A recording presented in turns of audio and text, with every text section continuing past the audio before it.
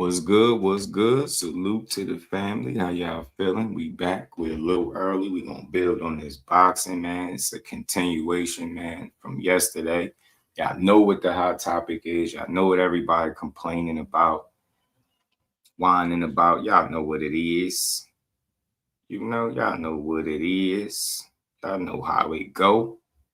We got an update, man. I gotta share a video from True Media, man. Coach Malachi did a update interview with Bill Haney. 40 mil bill. You know what I'm saying? And I guess he pretty much confirmed the deal, but he still didn't really give no insight as to who Devin is gonna be fighting, right? But we still want to update from yesterday. Yesterday we was building on this, talking about who we could fight and if it was actually a real deal or not, right? That's what everybody was going back and forth about. You know what I'm saying? And we got to talk about it. It's only right. It's only right that we talk about it, man. 40 billion is what they be calling him, man. He went from 40 mil to a hundo. But we gonna talk about it, man. We gonna react to his interview with Coach Malachi, because I said this dude, he got the gift of gab, but if you really pay attention, man, and you listening to what's being said, he do a lot of like half truths or half answering questions, or he give a lot of sometimes politically correct answers without trying to say too much. But again, the boxing world is going to talk whenever you put something out like this. You got the world started. You know what I mean? You got the world talking, should I say. Now you just got to deliver on what you said. And if you can't, then you're going to look like a guy that was fronting. They going to be on your helmet, Billy. You know what I'm saying? What's good with my dog Jordan, man? What's happening with it, man? Y'all hit the like button. I don't know what side y'all on. Hit the like button. Sub to the channel. Say what's up to your boy. Support the deal. We're going to get to this. Bill leading the fans on. I'm telling you, Jordan, if that's what's going on, it ain't no good out there in the hood. Shout out to Coach Malachi, man, because, Jordan, it's funny you sent that to me, but I had it downloaded since like yesterday after it dropped. I was watching it live, just, observing, listening to it. I said, you know what? We going to cover this on the show because it makes sense, right? I mean, because you got people jumping in my comments like, it's cap. And you really believe that? And listen, it ain't about what I believe. It's about what they putting out there. It ain't up for me to have to believe it or prove it to be wrong, true, or false. I'm going to let time do the heavy lifting. I'm not trying to argue about what their deal is. I don't know what kind of conversations they have behind closed doors. But like what I do know is it's going to have to make sense. It's business at the end of the day. And you can report what you want and how, you can report what you want on how much money you talking about you going to make. But if you can't back up those claims, if you can't satisfy the media with the opponent selections and the right kind of fights, you up creek, you feel me? Like it ain't gonna work out for you. You know what I'm saying? It's just not. And people gonna continue to question the validity of your deal just like they would anybody else. Like I said yesterday, I really didn't care too much, but it's only right to kind of follow up because outside of the tweets, we haven't heard nothing as far as like on wax, putting it on audio. But this was Bill Haney, I guess his first and only time coming out and speaking on it. He did like a 20-minute interview with Coach Malachi, man, and he was getting asked some questions. And I'm gonna let y'all hear what he had to say. And we just gonna, we're gonna break it down. We're gonna get to it. We gotta get to this Boots interview as well, man. Sitting down with Akim Barak with Drink Champs. He addressed some things in the duck talk and a bunch of stuff while the Crawford fight didn't happen. A lot of stuff that we've been covering and talking about. Like I said, it's always good to hear from Boots because he don't do the most interviews, but I think he starting to really understand that his power in his words and his value in him speaking up for himself and for his own situation, right? You know, we want to see exactly what this guy be on and what he don't be on, right? And I think Boots has been very consistent, man, especially when he come out and speak on things. It gives us a bit of clarity, man, just like he did just with the little clip I played. But I'm going to play the whole interview today. We're going to break it down, man. Teach, what it do? Poet, my guy, was good with it. Don, being a member for 30 months. Gonna make it 3 years. That's my guy. Appreciate you. Shout out to all the channel members too, man. He said, I gotta say something about that interview. We probably all got something to say about it, Teach. I feel you. I could dig it. You feel me? I could dig it, Teach. I could. We're gonna get to it, man. It's early. I was trying to wait, let a couple people get in so we don't gotta keep playing, but we're gonna get to it, man. Billy, like I said, man, he always, sometimes he leave a lot to be desired, or he end up leaving you with more questions than answers. My thoughts is a bit different though. Nah, we could talk about it, Teach, man, if you want to, man. I'll be sure to drop the link, man, if you wanted to come up and chop it up when I play. Matter of fact, we're gonna get this. Ain't no sense of having y'all hold on. Let's get to it. The like button, man. Y'all know what's up. Let's get to it, man. Let's see what 40 mil billion this is on about. Shout out to True Media, Coach Malachi, man. He sat down, you know, with 100 mil bill, my bad, 100 mil bill. And he know, only thing I disagree is that anyone beats the GOAT. Is that anyone beats the GOAT, Rolly, remember? Big Rolo the GOAT, you feel me? You know what I'm saying? Big Rolo. Big Rolo said Dave ain't want that smoke. He said he ain't want that work, man. He said he ain't want it. Dude was good with it, cuz. How you feeling? Shout out to my dog, though, man. This is real. Man. Hey, man. Shout out to that too. So we got to have fun with this. What's good with it, cuz? How you feeling?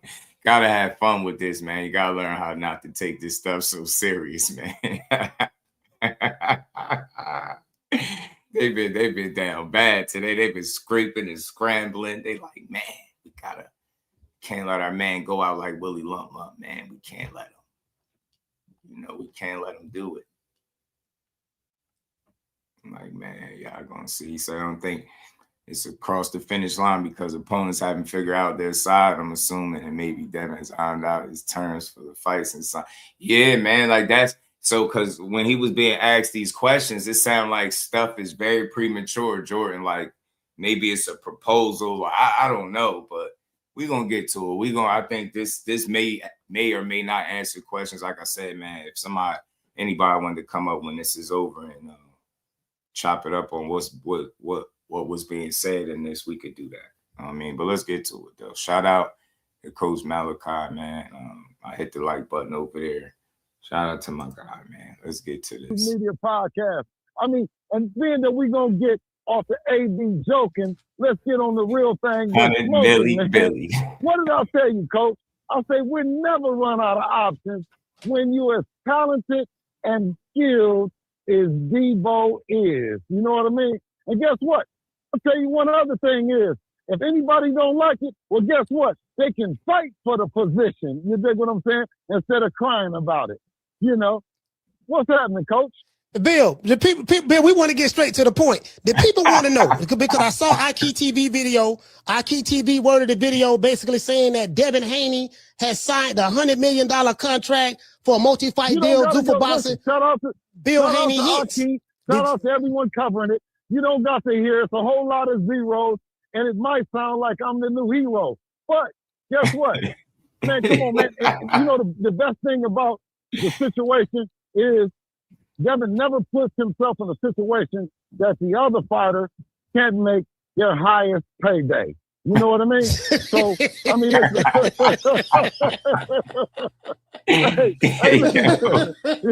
I'm not gonna lie, yo. If you don't take this boxing stuff too serious, this shit really be funny as hell, man.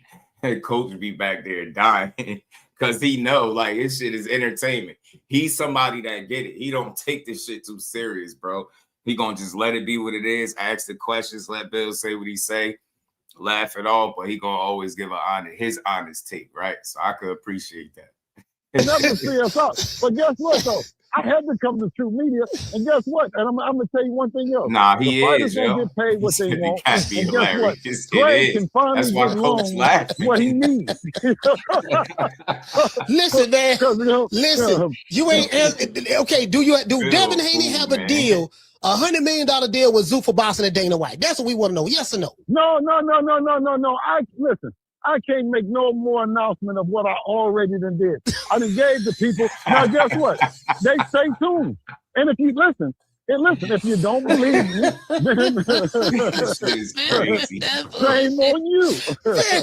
The people, Bill, you got digital gunfights going on right now. People online making content. I'm watching the content on X. They debating. They tattling you. They saying you're lying. They saying you're capping. Then you got Devin Haney fans. Then you got Devin Haney fans saying that no, man, they happy you getting generational wealth for your son. There's a battle going on, Bill. You got to clear this up. Clear it up for us, man. Well, guess what? Now's the time that you drop. Crazy. What is that? Huggy Bear. Drop that Huggy Bear on him one time, man.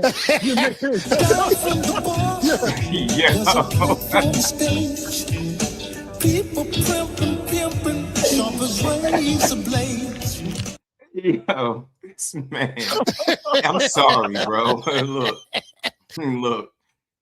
Y'all could be mad all y'all want. If y'all choose to let this shit piss you off, I ask you to truly reconsider it and look at this shit. Don't ever forget, y'all. Boxing is still entertainment. This shit just be funny. I don't care if he telling the truth, if he telling a lie, he's going to be affected by him and Team Haney, not me. I'm just going to sit back, report what they put out there. When we find out what the facts are from the fabrication, we're going to point that out and just keep it moving. But in the meantime, this should just be funny, man. I ain't going to hold you. His coach been laughing the whole time because he knew Bill was going to come up here and do this. I know he know this. No, he know he was going to come up here. Look, I had this one dude, Leo from H-Town. He be on the Boston Boys. Shout out to Leo. But he's an avid Devin Haney hater. He hate Haney with a passion. Yeah. And listen, and Leo said that, listen, he said that if it wasn't for your son, you wouldn't be where you're at right now. I corrected him though. I say, listen, you talking about Bill Haney's past, pimping and this and that. I say, listen, but it was the sacrifices that Bill Haney made is the reason why his family is in the position that they're in right now. So you can't say you like the fruit, but don't like the tree that the fruit come from. You can't say that. Yeah. Well, I won't deny or affirm anything of my past. One thing that I was going to say is it's in the past. So let's get back to the cash that's on the table because that's what everybody is asking about. Yeah. They're asking, is it real? And I'm saying is realer than real deal Holyfield, man. No, listen, are you going to break bread with? It's funny because he said the deal is real, is the real deal Holyfield. Like he kind of made a joke about it. And I remember when I talked to him briefly on my guy Jay Hardcore channel, Hardcore Boxing News. I'm over there and I asked him about the deal with him and Core at the time, with Dev and Core at the time, and was it real? And he was like, it's as real as me and you sitting up here talking. And it's just funny. It just made me think of that time. It's as real as, the real deal Holyfield. Like, bro, stop trying to walk us around the block. Is it official or did you make a premature announcement in an effort to get your name in the algorithm a little bit more? You know what I'm saying? Like, that's all. It's a fair question, man, because we've seen some capitry coming from that corner, from that side before. We've seen it.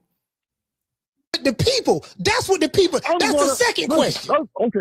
Well, and that's just what I want to say. Watch out, Houston. We coming through there. We coming through Atlanta. We coming through all the spots. And it's like Santa Claus, man. Right. We're going to drop off and spread to the people, man. We're going to do what we got to do. Yes. Coach over there crying. hey, look here, man. Let me tell you something, man. Hey, you had no drop that news on X. And I had a bunch of people hitting me up. Like, I say, man, well, I can't really read much into the tweet because Bill didn't say that. You just pose two things as a question. So I'm the type of guy, I don't like to assume. I like to have hard facts. You know what I mean? Like, because sometimes we assume and you say some shit, then you be wrong and you look like a damn ass. So before I jump out the window reporting anything, I'd rather be right than first. That's all I'm saying. So right. T Hill was good. Yeah, listen, Shout out to the you don't got to jump out the window. You can walk on the front porch and you can yell to the top of your lungs. They did it, coach. They did it. They say they tried to blackball you, Bill. They say they tried to blackball you. They dismerchified your name and your character. Didn't I tell y'all they was gonna pull that blackballing car? I told y'all they was gonna do that. That's why I be having a tough time just accepting everything as it come out. I just let it be, but I always have my reservations because look, they went from just trying to convince the world that they were being blackballed. Now, would somebody be being blackballed if they got part of $100 million? That don't sound like blackballing. That sounds like an opportunity of a lifetime. You get what I'm saying? That's all. The narrative changed so fast. They be so quick to try to make you believe something is one way when it's really the other. Yeah, he's being blackballed, when in reality, no, you asking for a lot of money.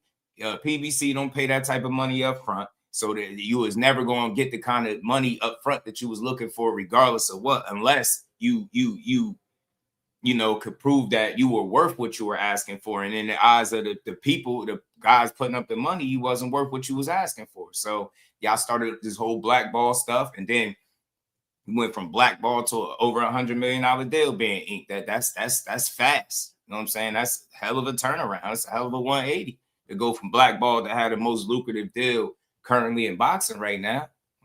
Crazy work. They tried to keep you out. Hey, man, listen, and it ain't nothing. And I'm gonna repeat, and you can say it over and over and over again. Blackball don't mean nothing to a nigga with black balls. You know what I'm talking about?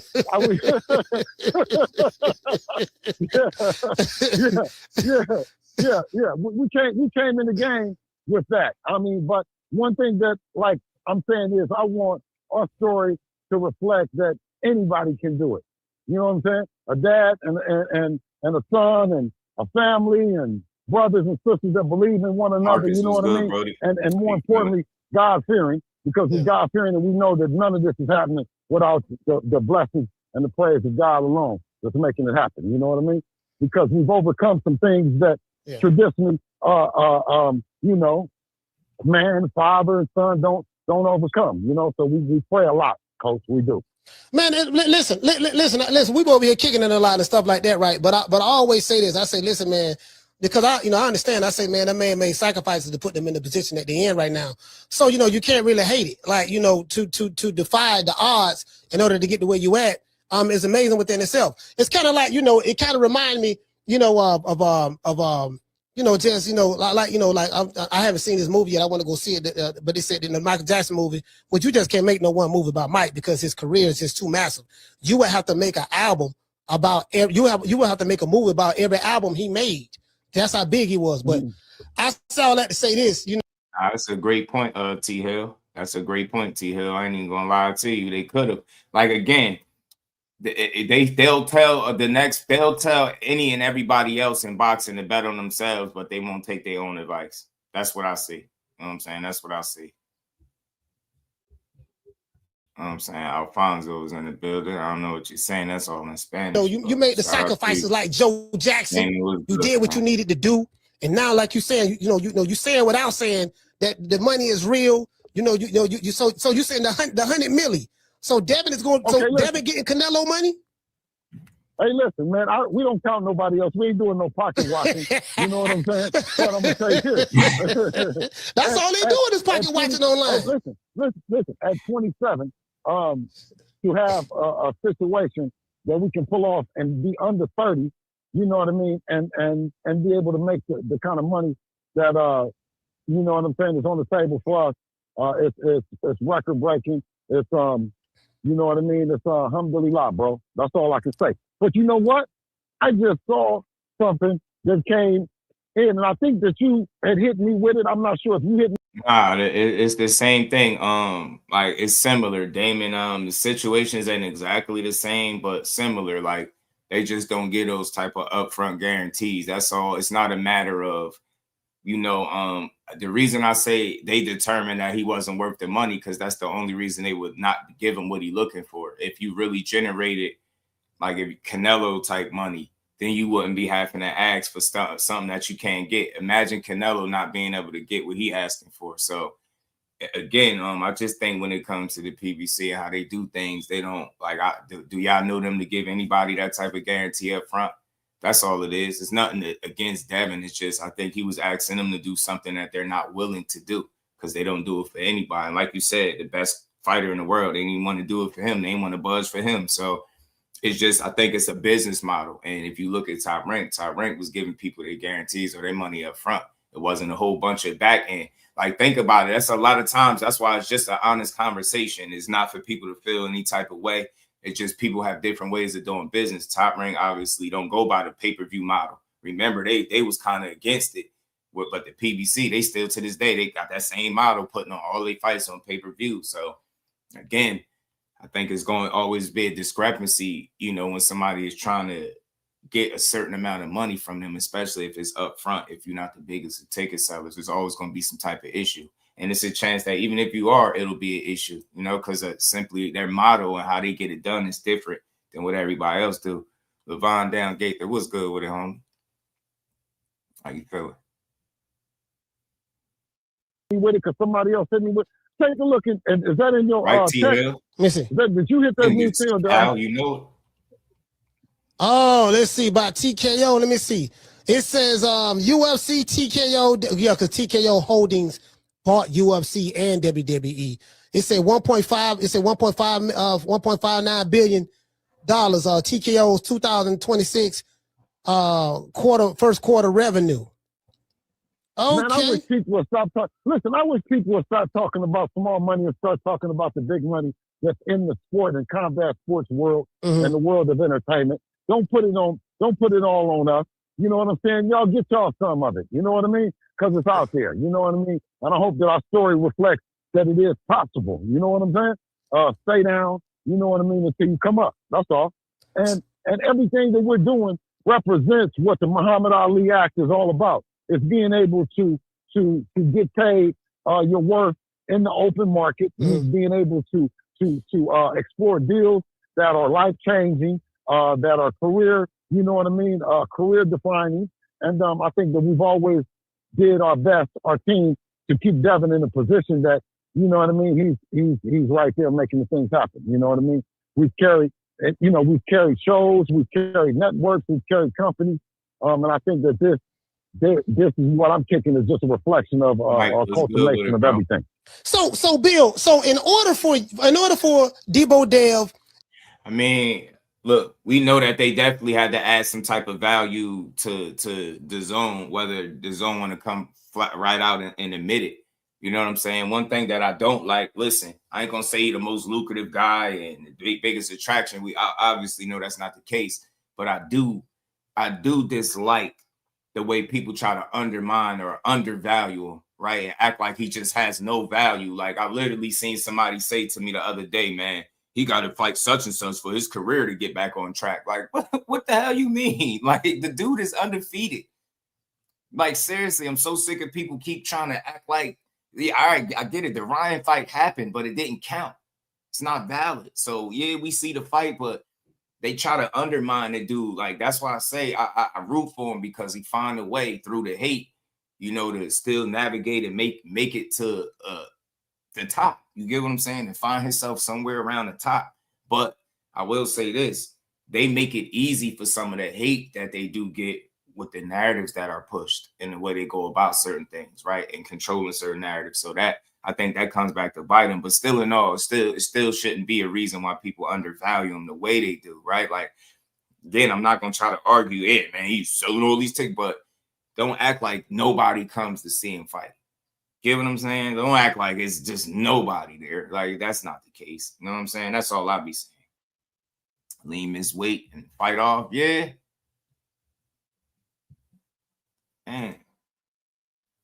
You know, to get this legacy defining contract, he have to fight somebody. So right. Give me some names. Who is he? I'm pretty sure he ain't gonna get $100 million deal fighting Kermit the Frog. He gonna have to fight the top guy. So give me some names? Is it Keyshawn Davis? Is it? Hey man, shout out to you. Who did Canelo fight? real quick, man. Congrats to you, fam. He said celebrating 16 years of marriage this weekend with wife and Mother's Day. That's dope, man. Shout out to you. Congrats to you and your lady, man. Tell her Just Do said congrats, and y'all keep on being great, man. I mean, P Hunter, what it do, man? I figured out $100 million question. What Bill is saying right now. P Hunter, what he saying, my guy? Shout out to my dog. Everybody hit the like button, sub to the channel. Let's roll, y'all. Let's see. He fought Floyd, Kirkland, Trout. No, I think that was before his deal. I don't know if the deal was before that. He said who the Canelo fight. That threw me off too. That threw me off too when he said that. Who did Canelo fight? The first thing that popped in my head, what was the relevance to that question? Why do it matter who Canelo fought? He's not Canelo, but I guess he's saying he got a Canelo type there. I don't know. I just felt like that question was irrelevant. Like, it don't matter. We're not trying to figure out who Canelo fought when we seen those fights. We trying to figure out who Devin gonna fight for the $100 million. Yeah, we heard about. See, the difference is, and look, I want to say this.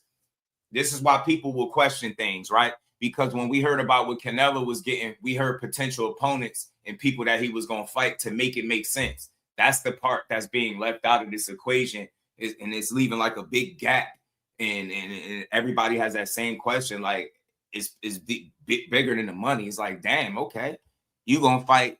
And that's why I put the people that I put in the thumbnail, the Tanks, the Boots, the Shakurs, the Ryans, like, you need those fights to make that money to me. You need those guys. Without it, bro, Hitchens ain't justifying that respect to him unless they're just going to overpay the hell out of two people. And that could be problematic. I'm telling you, man. So shout out to Damon, though, man. You already know, man. Said, yeah, just where the hell that come from. I'm telling you. Said on GHB someone close to Dave Camp said over the last 8 years, Matchroom paid Dad 1.2. You know what? That's it. They just reading that comment. P Hunter took the soul out of me. Yo, bro, I'm sorry if somebody want me to believe that Matchroom paid that man $125 million. They better come buy this pink unicorn I got tied up to the house, to the porch that'll take you anywhere you want to go for free. It's a magical pink unicorn, bro. $125 million over 8 years is diabolical. That's great money, but if there's no way in hell I would believe that. Now, I know they did some overpaying because Eddie Hearn admitted it, but I know damn $125 million over 8 years, man. They bogus as hell. I'm pretty sure they didn't do that. Because think about it. He would have been said something about that kind of deal and that type of money. You get what I'm saying, P. Hunter? Like, the fact that we just now hearing about it, we know that the validity of it is not solid. And he did sign Floyd. To me, that was the best move they don't get credit for. Oh, didn't sign with Floyd. People bring that up. Guys, so what it do, my guy, man? How you feeling? TD was good with it. Hold on, get my boy right, man. My guy, TD. Shout out to the homie TD, man. T Will said 125 million pigs must be flying. I'm telling you. He said, yeah, I'm selling asteroids down here. B more just hit me. Blue, what's good with it? You hear me? And look, we got love for him. Like I said yesterday, it ain't about the money. Just don't lie to us. But let's keep going. I want to make sure y'all get what y'all supposed to get from this interview. But what I think the Crawfords, the Canelos, the Devin Haney will do and sign up to do is to fight the best fight that they can available. And that's all that we can do. You know what I'm saying? We know that we're in the mix. Devin is the best welterweight in the world, period. So it doesn't matter who it is next. It's more important to us that there is a structure moving forward. You know what I mean? And not all this talk about what is Devin going to do next and does he have any options and all this other shit. I think that it's a great opportunity to put that narrative to bed if the people don't mind. But if the people prefer the other, then hey man, we might consider that. Hey, you know what? I mean? Do they like the fact that Devin is the hottest free agent in the game and able to make all of the fights that the people would like to make happen? Or do you prefer Devin showing you that he's worth all the structure that a company would like and a company would like to build off of and with? Man, that shit be sounding good, but bro, man, all due respect, he be saying a whole lot of nothing. I ain't gonna hold you. Like, bro, yo, they're gonna keep asking the questions because you're not answering them respectfully. And I mean this with all due respect. I ain't gotta make this a personal thing. I ain't going at Bill, but nah, bro, you still not answering the question. People want to hear about potential names that he could fight. Yes, people are gonna ask who he fight next. He had a win with Brian Norman, and I think he could have capitalized off some momentum, but I think y'all kind of let it kind of die down without having that next fight lined up and figured out. And I'm not blaming y'all for it, but y'all kind of missed the kind of pick up on that momentum. Like your name was in the mix. Like after the Norman win, they was, people was calling this shit a masterclass. And I think by not securing either of these unifications and letting as much time elapse, it kind of gave people enough time to speculate, question, rumors to come out, fights not to materialize, right? Narratives to be pushed. And now we're here in a situation where it's like, now you got the biggest one of all, and people just want to know, who the hell are you fighting? Thrill Hill, you already know his word salad B. You know what I'm saying? My guy FaZe, what it do, homie? Try to get Rolly, but he does, right? Like, and look, he out here Bill shitting again. Shout out to J.A. What's good, homie? How you feeling? Hey, peace. You can't convince the world that Rolly is the one that ducked when he was the one that sent the offer. Now, I won't say that Devin Haney ducked because that's corny. You got to keep it consistent for me anyway, right? It's not that Devin Haney ducked. It's Devin Haney. It's business. Devin Haney wasn't able to secure the money, right? The PBC wasn't willing to pay him what he was asking for. It's business as usual. That shit happens a lot. So Devin Haney had to move on. And I told all of y'all, I said it, y'all, for everybody that listened to me, I said, yo, it ain't no need to panic. It's just people are scrambling because the YouTube move faster than the business of boxing. But y'all all heard me say it. I said, I guarantee you Devin and Bill gonna figure it out. Now, again, it's very early, and we don't know if this announcement is them figuring it out, but I think it could be the start. You know what I'm saying? At least it starts to change the narrative a bit, right? The narrative starts to switch. You get me? You know what I'm saying? The narrative starts to switch. So now that he may have figured it out, I'm happy for him. Cool. Like we I'm with you, Debo. I'm with you. And you know what I'm saying? I'm with you. Make that bread, but fight these fights. Keep being great, right? You in a position to really prove this shit. You prove some people wrong. You can continue to prove them wrong, right? You say you beat the best welterweight, so you became the best welterweight. Now put a stamp on that shit. Put a stamp on that shit and run through the rest of these dudes. I ain't saying right like it's gonna be easy, but that's where I'm at. I want to see the dude win. Make the fights. Beat Ryan's ass, man. That's why I would have loved to see you get the Rolly fight. Scrape him, take his title. Somebody got to do it, right? Somebody got to fight Rolly. Believe it or not, somebody got to fight him. You know what I'm saying? You got Conor Ben floating around. Beat one of these dudes up. Devin, you in a division, respect to the welterweights, but you in a division where nobody is got control over it, and you got one of the pieces to the puzzle, and you can keep adding to it. These guys need to make fights with you the same way you need fights with them. Y'all need each other. Difference is, you got the ups in these fights and these matchups. People will have him as the favorite and possibly beating these guys. You get what I'm saying? Fight them. Fight these dudes and beat their ass. That's where I'm at. That's how you eliminate these questions. You know what I mean? Staying active. Keep doing what you do. Go beat somebody or go get somebody else in the ring with you and beat their ass, bro. Straight like that. Big shout out to Damon. Appreciate that 30 piece, man. In the super chat. Much love, much appreciation. He said, for being my favorite channel on YouTube. That's love, and I appreciate that, family. Much love to my dog, Damon. He said, I'm talking about after the Brian Norman fight. Oh, yeah. Right. He ain't do no ducking, though, you know? Bill Jive. Shout out to Cut. He said, AKA Dad Us Fights Tuna. Gotta fight somebody. Platform that Bill do interviews on, they all suckers for just letting it lie. See, I think what culture is, right? I've seen him do interviews earlier on with Bill, and I've seen him grill him before and kind of not let him off the hook.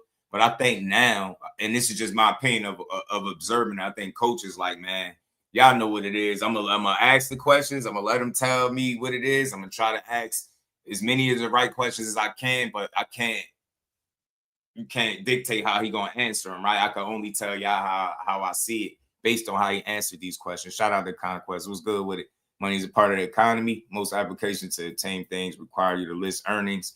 Many sports list player contract values. Yeah. What's shown with the dumbest statements about pocket watching. Yeah, that's why I don't believe it's pocket watching. It's a reason, right? Don't the Ali Act make it so that purses and things have to be reported, so we know that guys are getting the money that they're supposed to be getting, et cetera, et cetera. So that's why I never really got into the pocket watching thing. I think it becomes a part of the conversation because that be a real driving force to either pushing the fight over the edge or fight falling apart and not happening. We just seen it with Devin and Rolly. Why didn't that fight happen? Money. Devin said the money was cool first, and then he said he couldn't get the guarantee. So I get it. Move on to the next order of business, and I hope he could get a good opponent next in his next fight. Simple. You know, right now what I noticed, Bill, there's a lot of businessmen in boxing. So you're gonna check. There's a lot of businessmen in boxing right now online.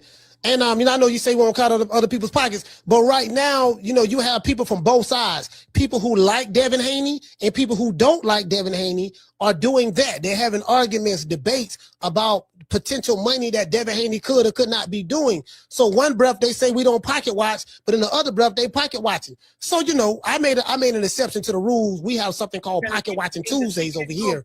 But however, this is what's going on. So the people debating that, they want to know about the money because they're living vicariously through their favorite fighter or fighters. So you got to let the people know, man. So, okay, well, to all the friends, the family, and fans. Yeah, right. I mean, watch the pockets because we do it for you. And if you need something, hit us up. You dig what I'm saying? Now, to everybody that's not, don't worry about it, man. You know what I mean? Don't worry about it. You got to give it to Bill, bro. He know how to say something and just make the situation so much lighter than what it is, bro. That's why this shit could never make me mad. It's like what Teach said. How could you be mad when he in this comedic mode? Like, it don't piss me off. Basically, let me say this.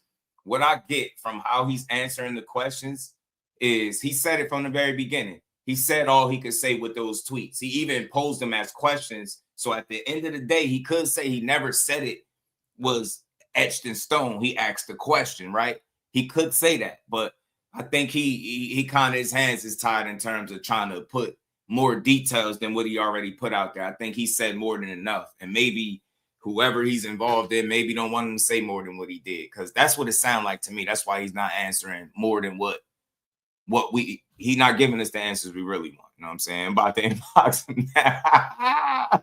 That's me a fool. Right now, that's me said that's it. Do your best. Do your best to put your favorite fighter in the ring so he can get him some. Unless you're not interested in it. Hey, but look, Bill, look here, man. You don't start us some shit, boy. You don't start us some shit on this. Hey, the game, listen, the game needs you, man. You can't be quiet. The game needs you, dog. Like, you can't be disappearing. People don't hit there from you. This shit been born. This shit been born. We need you back popping. Well, I promise you, it took me a long time to process all these zeros. Hey, Judah, I swear you a fool, bro. I remember that. What makes you think he's supposed to get dumber than everybody else and dude just start wilding? So listen, by the time I processed everything, I want to come out when we was right. You know what I mean? So I look forward. I look forward to coming back when the powers that be give the announcement, in the appropriate time. You know what I'm saying? I think that I did enough trouble starting. You know what I mean? Okay, now we're gonna hold you to this now. When y'all get the money, when the powers that be make the announcement, you gotta let a nigga hold something. You gotta give something back to the community, Bill. That's all I'm saying. Now you can't. You heard you called it Teach. He said took him a long time to process them zeros. So he confirming it. That's all I'm saying. I'm gonna let the people argue about it. I'm just here to bring y'all what was I consider to be the best update you got. Shout out to Coach again for sitting down and interviewing Bill. Bill did his typical Bill stuff without, he danced around certain questions, but I don't think it's with bad intent. I think it's, he just, how I go with this business of boxing, man. Certain shit they can't speak on before all the details are ironed out. So, you know what I'm saying? I think anytime if you're a part of a deal as lucrative as what he reported on Twitter, yeah, you would be happy about it too, especially if your name was just trying to be dragged through the mud and people went from saying how you was overpaid and your value wasn't this or that, and then for you to get, ink a deal that could be, that much money, hell yeah, you're gonna be happy. You know what I'm saying? Bill cap and gown it. It's no news. So Bill said BS to stir things up. And I truly hope that's not what he did, Jay, because that's gonna be nasty work. $100 million lies that's gonna follow you for the rest of your career. You get me? So you better be careful with the capitry. From nothing, you know you're known. Now I've been around you, so I know for a fact that it ain't people. A whole bunch of people hate you. I've been around you. I seen people come up to you and want to take pictures with you and all that stuff. There, Coach, I promise you, I need you to come with me because all my pockets will be full, and so will yours. Now, come on now, but listen, let me tell the people. Let me tell the people. You know, Coach is a fool, bro. Bill is a damn idiot. You do a great job. And anything that I do, right, anything I do is not a reflection of a payment for anything, but it will be appreciation and a show of gratitude to everyone that's been in this journey with us. May no man be denied of anything with us. Man, Bill, listen, man. I you know, on the real, like I said before, I like what I see going. It's a different era. What I will say, it appears that the Zuffa boxing. Let me ask you this: what do you think about what's going on? Because from what I'm seeing, it seems like it's a power struggle. I know you ain't got nothing to do with this, but it seems like there's a power struggle. You see what's going on with. Could be, that's me. It could be, but my thing is, it's like I'm less inclined to believe it's Turkey because I don't believe that he was particularly too excited about the two outings that he had back to back, Ramirez and Brian Norman. And you know, I got a scoop on some things. You know, Turkey is a slick guy. You know, so if he's in on the Devin Haney business, I think we'll know in the coming weeks for sure. If he's all in, if it's coming from him, if it's Zuffa, wherever it's from, I think it's going to either be exposed or proven to be true in the next coming weeks or so. You know what I mean? But I get it. It makes me wonder, though. You know what I'm saying? Who is it that's giving out that type of bag? And if so, who else are they going to be willing to pay? Well, Eddie, how he feel about Dana White and Zuffa? You know, Oscar De La Hoya, he it's like he's obsessed with him. What do you see going on in that power dynamic right there? You know, people looking at Zuffa like they counting him out. They ain't got nothing going on. It's over with for him. This for the people who don't like him. But I'm hearing it's the total opposite of that. What say you? Well, you know what? I'm doing everything, praying and hoping that everyone can come together to make the biggest and the best fight happen because I hope that everybody that the powers that be can come together to make the best fights happen. You know what I'm saying? Mm-hmm. That's what I want to be. I want to be. Hey, what do you think about Bill? What do you think about we have Top Rank, they landed on their feet, they got the deal with DAZN. Of course, Matchroom is with DAZN. Of course, Golden Boy is with DAZN. Two of the I want to say 3 or 4 big well-known American promotional companies, they're all with DAZN. Then you got Queensberry. So you have 4 of the major promotional companies with DAZN. PBC is the only one that's not. You get what I'm saying? So can you foresee maybe a PBC eventually going over there to DAZN, all the promotional companies on one platform? I can't, like I said, I can't speak for anyone but me. I mean, we're willing to work with everybody that can be worked with. You know what I'm saying? Like if someone hasn't worked with us, that's on them because we've tried to do everything. I think our last situation, we done what we could to work with PBC, and there was no money. Yeah. And I think that, you know, everyone said is you know, we should, you know, bet on ourselves and all that. See, that shit hit different. That's why I told y'all it's funny. It's funny how he's saying that bet on it yourself term, but I specifically remember a certain fan base and company yelling to a certain fighter to bet on himself and take less than he expected. Now, when y'all being told to bet on yourself, it hit different, don't it? But y'all was telling a certain somebody to take 25% regardless of what you thought you was worth. Yeah, take it anyway. Bet on yourself. Call his bluff. But when y'all asked to do the same thing, boss up, bet on yourself. You get what I'm saying? Call people's bluff. It's a whole different ball game. Then y'all relate back to the business. That's all I'm saying. You know what I'm saying? So shout out to him. I just say that, and I don't go for everybody, but it was some people that was saying that to Core about the 25% bet on yourself. But you see, Bill is not a fan of that. And didn't I tell y'all this? This just proves what I've always said about that term. That shit came from people within the boxing community. All that bet on yourself, because fans don't have to take punishment. Fans ain't doing 8, 10, 12, 14-week training camps and then having to go out there and fight a killer. You get what I'm saying? Or another top guy talking about take less money than what you worth. You get what I'm saying? If somebody told you was going to get paid, you get what I'm saying, 20%, 25% less than what you know you worth, you wouldn't go to work the next day. You wouldn't show up. So again, that shit started on the internet with fans that don't understand the way the business works. And because they want to see a fight, they expect a fighter to get screwed over in negotiations and not get what they worth. Get what I'm saying? So I appreciate Bill highlighting that because it proves what I already know. That betting on yourself stuff is not something that's being said when it's time to do business, because if the numbers ain't right, if the deal ain't right, if the situation ain't right, dudes are walking away and not making fights. Ain't nobody betting on themselves, not in the way that fans use that term. You know what I'm saying? When the fans say bet on yourself or call somebody bluff, it basically means take a stupid deal to prove that you're willing to fight. And I think that's foolish. You know what I'm saying? That's foolish as hell. It's funny how things, y'all look to them. Yeah, when the tables turn around, it's more logic being used, Marcus, but I feel like the same logic should be applied when it's another person. That's all. Motown was good with a homie. You betting on yourself. You can't sell, then you shouldn't ask for money you can't produce. Yeah, but again, I just want to be clear. When I'm using the term betting on yourself, from when I started hearing it, first time I've ever heard it, it was because fans wanted to see a fighter take less money than what they were worth to get in there and fight. You get what I'm saying? So I feel like boxing, taking up a sport of boxing, trying to be a professional is betting on yourself, period, right? So I think it is, you know what I'm saying? I'm with you. I think it is betting on yourself anyway. But to ask somebody to screw themselves over in negotiations so to entertain you was crazy. I would never ask a fighter to do that. Actually, I think Floyd started that. When he took the Oscar fight. Remember, Oscar did Floyd dirty.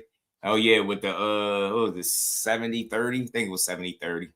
I think it was 70-30 he did. Hit that like button, y'all. We got over 60 people in the building. Let's keep rocking.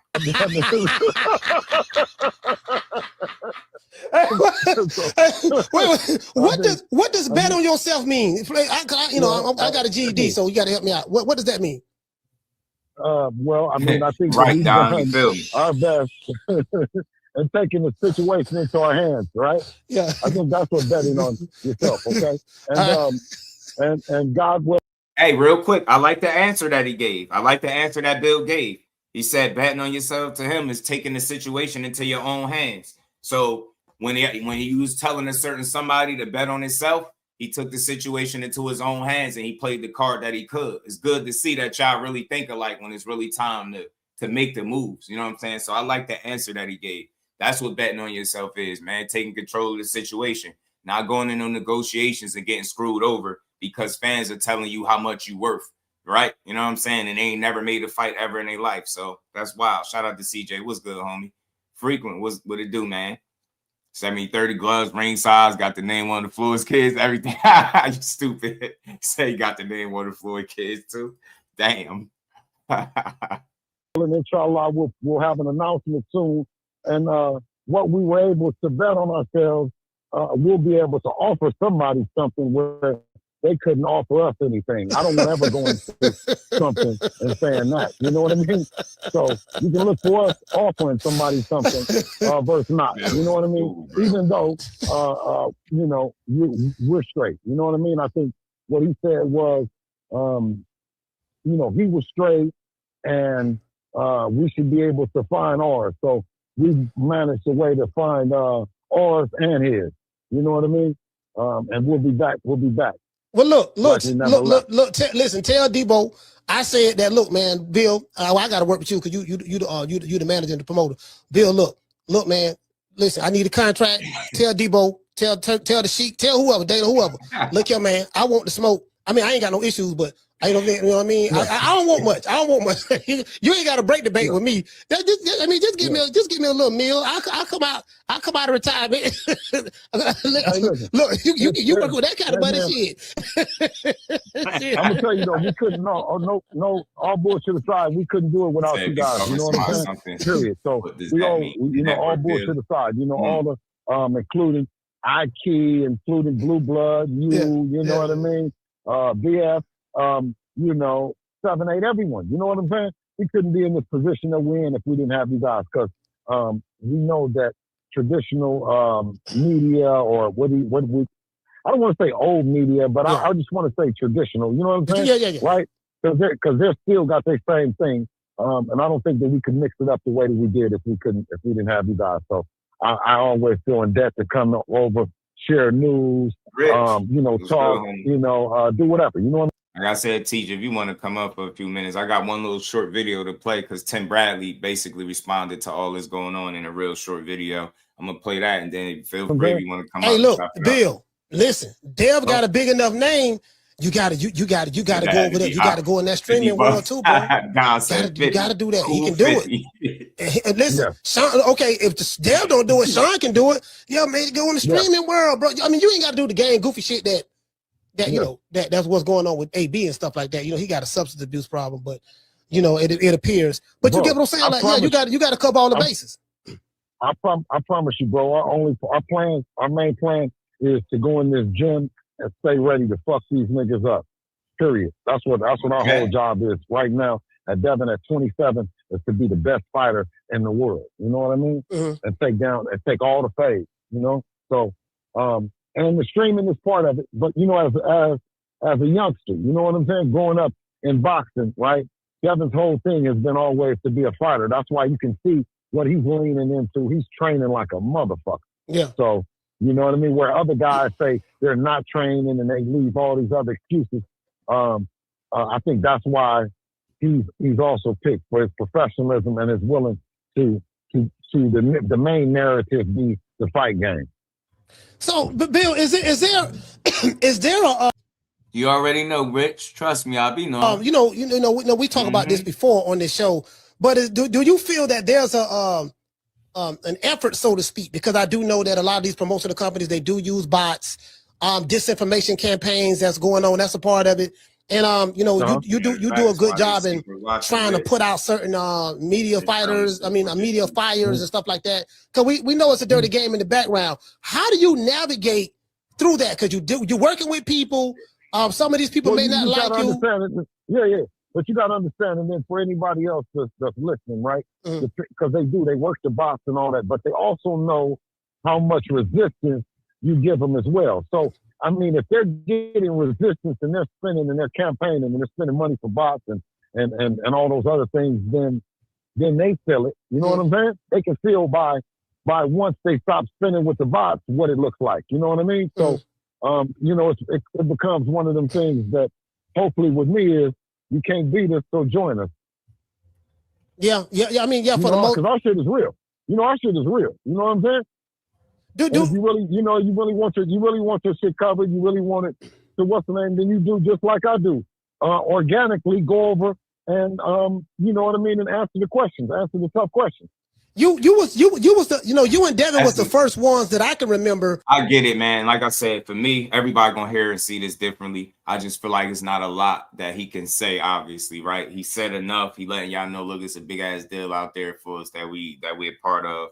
And I guess we'll get to more details in the coming weeks. Like I said, I'll just sit back and be patient. You know what I'm saying? But I understand people's want to know who's next, right? I get it. It's boxing, bro. We like, damn, who you fighting? You know what I'm saying? So that really started this social media stuff. What is a fighter? You know, started his own podcast. No, not podcast, but his own YouTube channel. Yeah, like you started it before it really became popular for this generation. Do you feel that you guys get the credit for that, or people just forgotten all about that? I mean, you look at the situation that we're in right now and can tell that, you know, we've been given the credit and now we're starting to get the cash. Man, that's amazing, bro. I'm gonna tell you something, man. I mean, of course, you in a better situation than I am from a knowledge standpoint. So you would know more about this than me. Again, man, if y'all can get that kind of bread, bro, Lord have mercy, man. That's generational wealth. Congratulations. And bro, like it's very inspirational because just coming from where you came from, where you and Dev came from, and then get to this point, and he's 27 years old, almost 30, and like I said, you know more than I do. So like you said, when the powers that be decide to announce it, so be it. But yeah, man, that's hella fire, bro. That's hella fire for you to be able to pull that off. If you're able to do it. Absolutely. All right. Well, I'm looking forward to this next chapter in Devin's career, inshallah. We'll, the powers that be and everything, and then Devin will get together and roll out the good news that we're looking for. All right. All right. Shout out to Bill. Yes, sir. Man, I'm out of here, bro. Let's go. Come on. Shout out to Bill, man. I thought that was cool. I mean, look, you like I said, sometimes these interviews leave you asking, more questions than you get answers. And I could just tell by the way he talked, it seems like it's very premature in whatever deal that they got going on. A lot of times in boxing, things ain't done until they're done, right? You know what I'm saying? A lot could happen, and a deal could be on the table 1 minute and then off the next, or you'll find yourself working through a deal and then something can happen and now it's off. Like, it's just so many moving parts. So the reason why I'm not going to over grill him on his business, because I can't tell him he lying about his own business. I don't know. But I said this, that's the answers. We trying to get the answer. That's the question we want the answer to. Then just sit back and watch and you'll see it. It's propaganda, because that one I think would be bad for the brand to come out and lie like that. So I'm going to just reserve some judgment, and I'm going to say he just spoke. It's early, but he spoke on something. He let y'all know, look, this is what we on. This is what we about to do. So we'll see how it materializes. But I want to see something play out before I deem him a liar. I'm not going to do that. I'm going to just, okay, this is what you said. You came on True Media. You said, you had to process the zeros. You stamped it. Like, yeah, man, we getting this bag. So, okay, now we just going to sit back and watch it play out. Ill Status Boxing was good. They got it. Definitely congrats to him. But I'm not going to grill him and call him no liar. I don't know what his business is. I can just listen to what he said and just let it play out. But this is what Tim Bradley's response was to this situation coming out. You stupid, Don stupid. Man, y'all heard about that $100 million? Y'all want to know what I think? The shit is real. The shit is real. TV about to bust. TV about to look. Y'all know I'm a fair guy. I had to, let y'all hear from Bill. Then, look, everybody listening to Bradley. Don't act like y'all not. Know what I'm saying? He over there on YouTube tearing it up. Shout out to the Stormtroopers. But Tim Bradley saying, man, I'm going to tell you now, it's real. Tim about to mess y'all up, man. Blunt, my homie, what's good with it, bro? Shout out to Jordan, man. Everybody at the like button, man. Yo, Tim doesn't Storm Bradley. You already know the damn rest. You already know the damn y'all rest. Heard about that $100 million? Y'all want to know what I think? The shit is real. The shit is real. Y'all talking about cap because y'all hating on Dev. Nah, man, for real. Bill don't say nothing unless it's for real, man.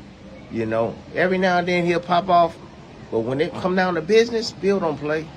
Nah, Bill is 1,000%. He's saying what's right. That Dev has the potential to make that $100 million. Yeah, he does. Absolutely. And, I'm seeing fighters and stuff, talk about, oh, it's cap, this, that, all this. Listen to me. All the ones that are saying that, that's cap. No, your ass was included in the deal too. Yeah, your ass was included in the damn deal. You don't even know it yet, but your ass is included too.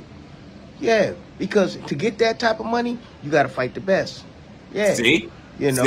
So that's all I'm saying.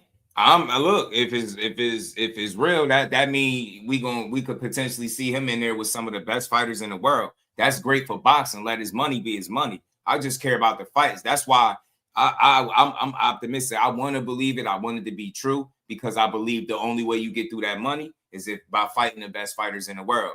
He even said the Tanks, the Shakurs, the Ryans, right?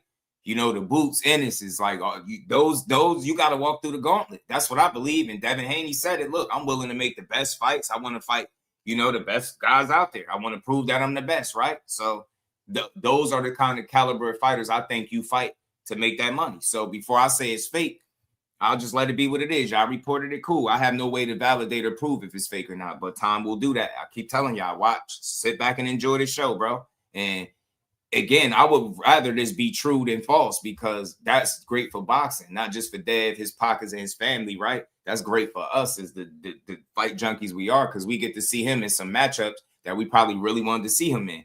Maybe that Shakur fight can go through. Teach, you hear me? You get me? So it ain't all bad. Pugilism was good. It ain't all bad. You know what I mean? It ain't all bad, but let's see. Let's see. Then you had to get Shakur in there. That's why they came with the propaganda on him. Telling you they got to. Look, I talked to somebody today. That was a real thing about them wanting to fight with Shakur, but the only problem is they just got to get that ideal over to his team, and they got to sit down and try to negotiate and really make a fight. You know what I'm saying? But let me rewind this a little bit. I just want y'all to make sure y'all hear what TV said. Listen to me. All the ones that are saying that, that's cap. No, your ass was included in the deal too. Yeah, your ass was included in the damn deal. You don't even know it yet, but your ass is included too. Yeah, because to get that type of money, you got to fight the best. Yeah, you know. So anybody about 47, yeah, Brian Garcia, your ass was in it. I know. Yeah, you gonna be in it.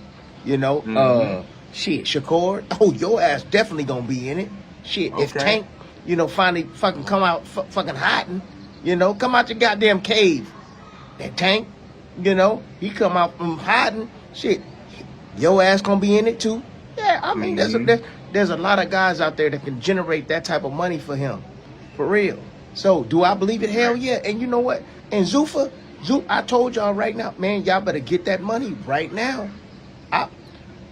Just like, you remember when Eddie Hearn? Yeah, the people that sign up and align themselves with Zuffa early probably going to be the ones that get the best deals or benefits from dealing with Zuffa. I could only imagine, because while they trying to get things off the ground and open eyes and become an attraction for other fighters and a landing spot for these other fighters to go to, they're going to have to make splashes. And I think that's what they're trying to do. That's why they've been making these announcements, quietly snatching up these fighters. So I think if you was to deal with Zuffa, I think the best time to do it would be now, right? Where before they fully get established, where they could possibly be in a situation where they could be a bit pressed or desperate, if you will, to sign on somebody, make a crazy deal for one of these fighters. We Fight All Night was good.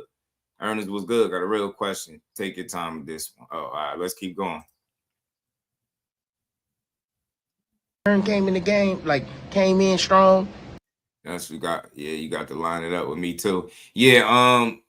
When he said Tank and hiding, that all that mean to me is Tank been outside the ring, man. He been out of sight, out of mind. He dealing with the legal situation. I've heard Tim say some real positive stuff about Tank.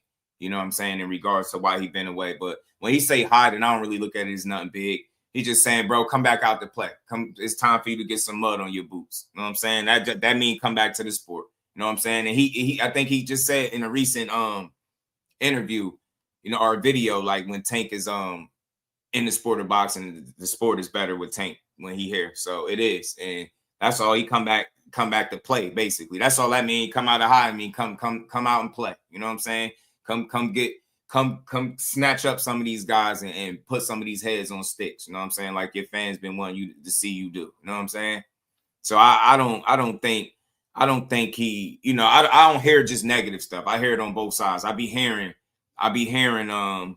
you know, Tim give Tank his just due. I've heard him do it. You know what I'm saying? Yeah, he be a little hard on him, but trust me, he know what the talent level is that Tank possessed, and that's why he would ask him to come out. You know what I mean? Come out of hiding, because he know the sport is better with him in it. An active Tank, focused Tank is a dangerous Tank, and it's better for boxing. And he got that new deal, and he was throwing money around. You know what I mean? To entice people to come over. You know what I mean? Hey, you earn with Hearns. You know what I mean? That was the saying that was popping around. Oh, you earn with Hearns. Yeah. And then PBC came out. You know, they had their hedge fund, and they was overpaying fighters and stuff like that. Like, in order to grab the fighters, you got to overpay them. And right now, Zuffa willing to overpay to get these damn fighters, man. Hell no, Ernest, no. Is the first boxer's ability to get 100 million worth selling the sport out of Dana White and losing the Ali Act? Absolutely not. Absolutely not. But I just don't think overall they're going to be able to have the impact that they're looking to have if they're not willing to play ball with the rest of boxing, right? You can't come in and they can't be their own league, their own show. They don't have enough talent to sustain that kind of business, in my opinion, right? Like without the talent, like how you get me? You can't basically tell people get down and lay down without the talent to make people want to get down and lay down. So they gonna have trouble. I mean, look, they already got some shit passed, but I just feel like it's not going to be the way they think it's going to be because, again, you got to play ball with the rest of boxing. And if you're not doing that, it's going to be next to impossible to put on the best fights. That's all they keep yelling about, putting on the best fights and the biggest fights. Well, the only way that's even possible is if they deal with the rest of boxing. Not the hell with them. You know what I'm saying? I hope whoever goes. So y'all better get y'all money, stop bullshitting, man. Hey, fuck the politics. Hey, get in there and get that money and get going. That's it. Shit, half of y'all already are Hall of Famers. Shit, it's time for y'all to just get that money. Yeah. Shit, Deb a Hall of Famer already. Shit, you know what I'm saying? So he signed with Zuffa. He cool. He cool because he already a Hall of Famer. You know, and he gonna fight the best over there.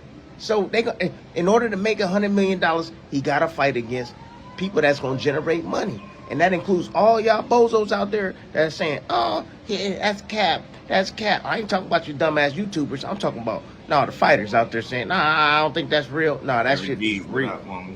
It's real. Yeah.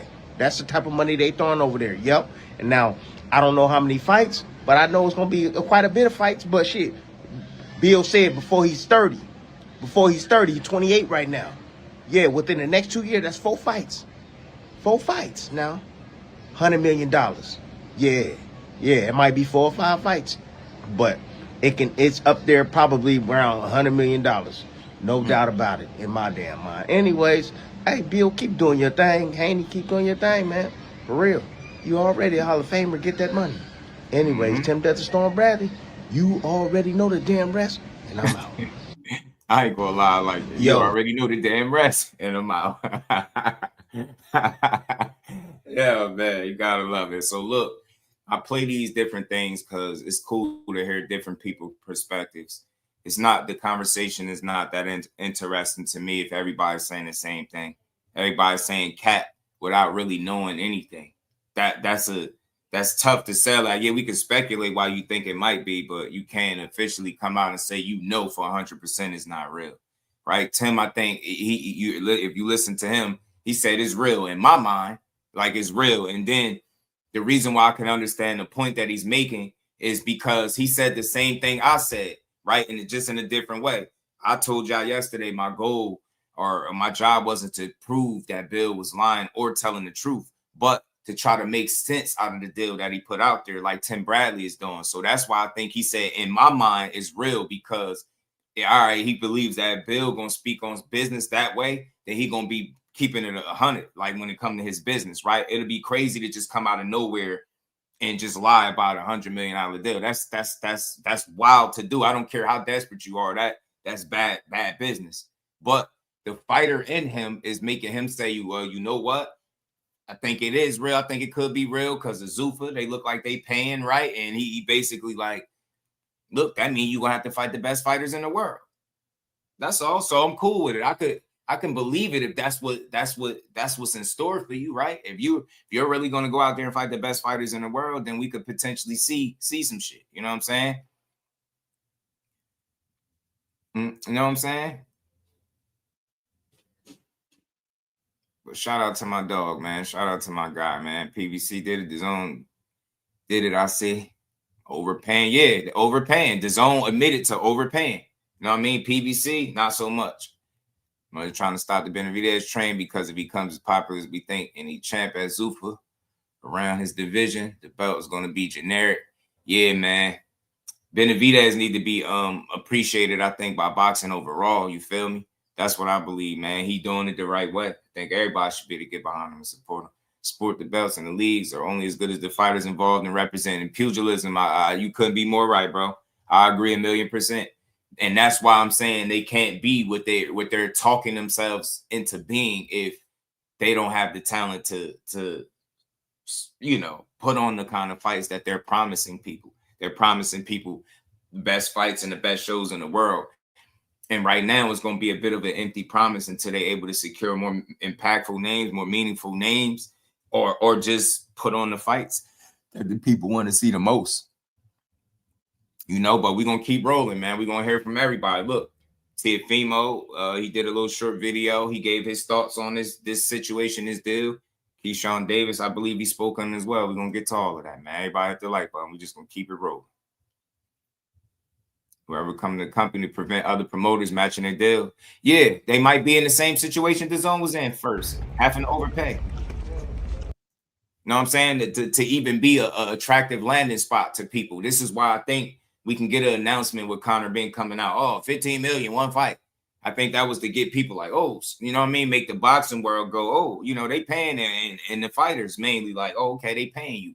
And I think that's one of their, I don't know, driving points to getting you to come there is making people feel like they can make a whole lot of money going there. So, you know what I mean? Maybe it's a good tactic, but I think it's only going to work for the people that go rock with them early in the game. Frequent, what it do, homie?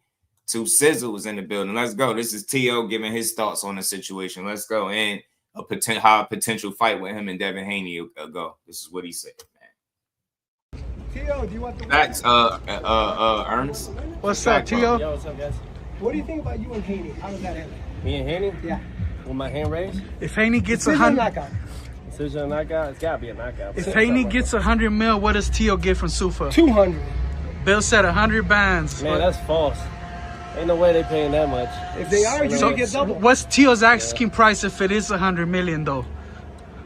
Man, I just want the Why would he best tell fights. you his asking Do price? that. I'll be Best asking. fights, I'm man. asking Let's do Good it. deals, good deals. What's going on, T.O.? How you been? Been great, man. Yeah? Doing well. How's your pops?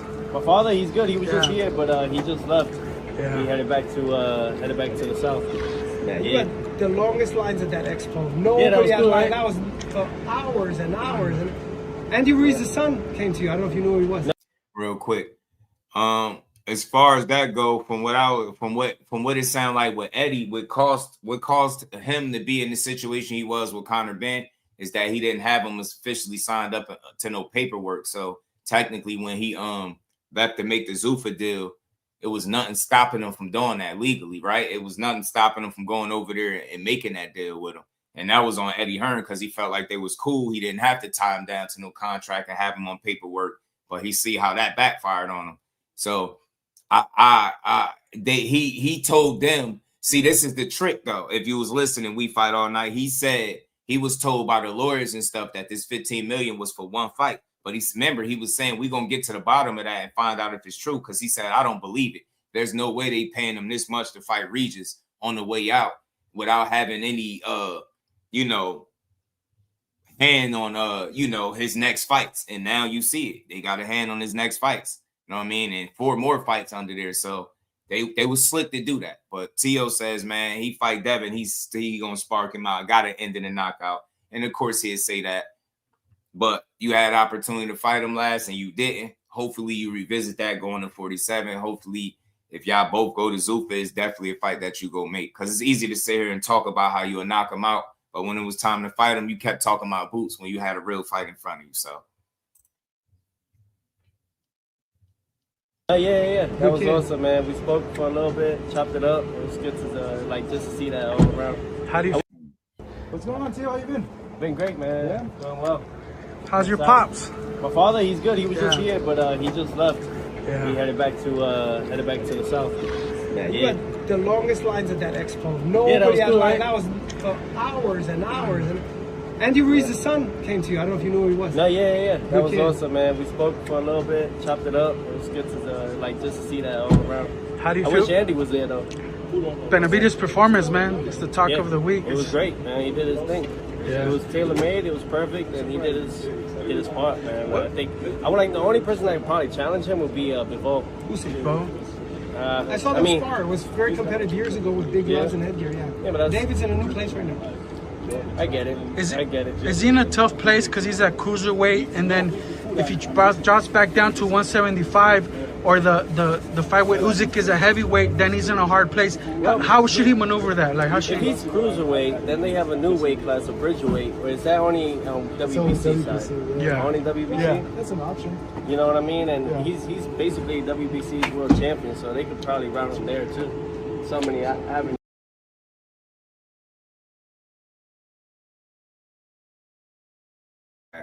You know what I think about that, P. Hunter? I don't believe Tio was ever truly serious about fighting Boots. I just don't. I don't. Like, and one of the reasons why I feel like that, like, how is he saying no to Devin Haney, but yes to Boots? You get what I'm saying? Like, you got a guy right in front of you, but you gonna say no to Devin and being like, what about the Boots fight? Like, seemed like he was trying to ask for the more unrealistic fight, and he knew that, you know, Boots had no real interest in fighting him. So it's easy to ask for a fight when you know the other guy ain't interested. Think about this. Look how slick they are. Yeah, he could try to say that's the fight he wanted most, but wouldn't you switch when you change your mind? How could you want something when it don't want you? So Boots didn't want to fight you, and they telling you Devin do. Don't you think the right thing to do if you would fighting any and everybody is to have fought Devin, and he still didn't do it? You know what I'm saying? So I just never believed he really was going to try to fight. You know what I'm saying? I never believed he really wanted that fight with Boots. I just thought he used the name because it was like a safe clout chase, if that makes sense, right? I know Boots ain't in my weight class. It's easy. I know he ain't interested in fighting me. Pretty much saying it. You get what I'm saying? He's saying it's such. Shout out to the homie Blue Wells. Why I don't see you over here? CJ, my guy. What's good with it? I don't see I see you here, but I don't see you. The Blue Wells said, "Till that ass will begins Boots." Yeah, 100%. Shout out to Blue Wells, man. I don't know why I can't see you. I see you, but I don't see you in the chat at the same time. Yeah. You mentioned you think Paval is probably the only crowd chase Bud and Boots. David Morrell gave him a tough fight. You know what I mean? And that was just from the range a little bit here and there, and giving him a fight. So it's all good, man. I'm excited. If the rumors are true, then it's good for them. You know what I mean? Yeah. You know, it's probably for like 10 years though. 10 years. Do you? I guess. What do you make about signing with them? Like, given the changes they're making in the, you know it. They always say follow the money, man. And in this time and day and era, it's really prize fighting. That's what it is. And we're with the main guy that says it all the time, Mayweather. As a fighter, obviously that's what you guys should do. The chain, I think, secure your financial future. I think the chain he got around his neck, it's like a snake eating his own tail or something like that. I think on the top part, it's like a snake head. It looked like a snake biting his own tail to make the chain to go around his neck. This is different, I tell you that. But, you know, he got weird style anyway. He just got an off style. Like, he wears stuff. He's shopping like the lost and found. Like, you know what I'm saying? Thrift store, like, fits. He can, Tio, keep a thrift store, corner store, bodega fit on all the time, man. But at the same time, fighting for a Zuffa belt, some fighters are pro that. They don't realize like Zuffa has no real. The Zuffa belt, from what I heard, is just a trophy. It's not necessarily a sanctioning body belt. Yeah, but things could change within the time frame of 10 years. You know, obviously, I think Zuffa has their own promotion and competitors can make it a little bit Crotch was good, bro. Let's just say for the sanctioning bodies that are. Everybody got to come together. I mean, if they're talking about, I think it's it might be some type of meaning to that. I'm not sure, like a snake eating his tail. I don't know if it's good or bad, I forget, but I think that has some type of significance to it. But, you know, I can't be sure. You know what I'm saying? I'm not for sure. Gas station clearance rack. Yeah, you can smell the cheese steaks and cold cuts coming off that t-shirt right now.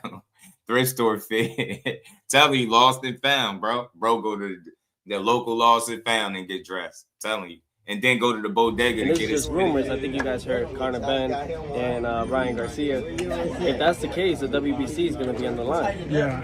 And if Conor Ben is with Zuffa, then what are we talking about? And it's also good, whoever wins that Zuffa trophy, their name will be edged in the Zuffa boxing history as the first. So it kind of it lives on, right? It's also good to have the first dibs at something and lay the claim, right? Like, you got to look at it like how when 2015 Al Heyman, when they were really launching everything, they were like overpaying everybody. Then Eddie Hearn with Matchroom came in and they were paying and overpaying everybody. Now you got Zuffa Boxing, they're paying and overpaying everybody. It's just that it's a new cycle. It's just with the. It's like it's like when you a startup company or you trying to get your name out there, you willing to market and do things that to try to attract people to your platform. And I think what's one of the ways to do it? Pay guys a bunch of money or create this narrative at least that exists that makes people feel like going over here gets you paid all this money. And I think that's what they're doing. So we're going to see how it all materializes, man. I just can't wait to see. He said orange gold. That orange gold is crazy. Said it's gold. Orange, snake eating tail represents cycle of life, death, and rebirth. Appreciate you, Cal. I knew it meant something. Shout out to my dog, man. I appreciate you, family. Infinity, but yeah. He said, don't mark me on that. Yeah, shout out to Cal. Complain about getting extra money. Nobody in the world. Nobody. That's why I think the first batch of signees are the ones that's going to reap the best benefits, in my opinion. I think people that kind of be late to the party is not going to get the best deal that everybody else did. That's just my thoughts. I could be wrong. People don't like it. Go get paid. Yeah. But from what I hear, 60% is owned by Turkey. So what are we talking? Yeah. When are you coming back, Tio? Thank you guys. You gotta be there. Yeah. Sorry, when do you think you're coming back? When's the date to come back? Stay tuned. Yo, these fighters don't be knowing that. Like when they be saying stuff like that, I just don't buy it and then they perish. Just shout out to Frequent. Yeah, but it had a meaning to it. What you saying is right too. But that's what Cal said sound pretty much on point. Or I couldn't put it in the words, but I knew it meant something. I was watching a video and it was explaining snake eating his tail. But let's keep going, man. So you heard what Tio had to say. He said, oh, they ain't paying him that much, but then at the same token, he is acknowledging that they might be willing to overpay, just like the Zone did a while back. Probably everybody be in this situation at first, right? While you trying to get people to rock with you, you probably gonna pay a little more than what you have to, right? In order to get people on board. And maybe that's what they did, you know? Maybe that's what they're doing. Infinite circle of life, right? They've been throwing money, but tightened up as time went by. True, Cal. He did.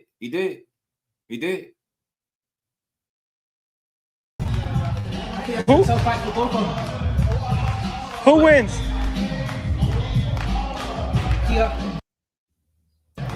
What is Sab Judas? I think he's. Hold on. I'm looking for a different one, a shorter one. Let me see. A longer one, should I say. But yeah, man. Key said that's a fight he said he wanted to see Core and Dev. He said he want to see Cole fight Dev. The only way that fight gonna happen if there's somebody putting up crazy money for him to do something that he already wasn't gonna do. Other than that, I don't see it. But let's get to this. Let's keep rolling, y'all. Let's keep rolling. He hating on Dev. I don't think he hating on him though. I think he's pretty comfortable. He said he wanted to see him and Shakur fight. But he gave his thoughts on that thing. No evidence was up homie. Well, if he did, hell no. Come on, that's actually too much of blood, man. What about Canelo and Benavidez? I want to see Benavidez and Usyk. Oh, who wins that one? I don't know. Benavidez, Usyk fight got people really talking. I fuck with Benavidez though, so I'm gonna go for Benavidez.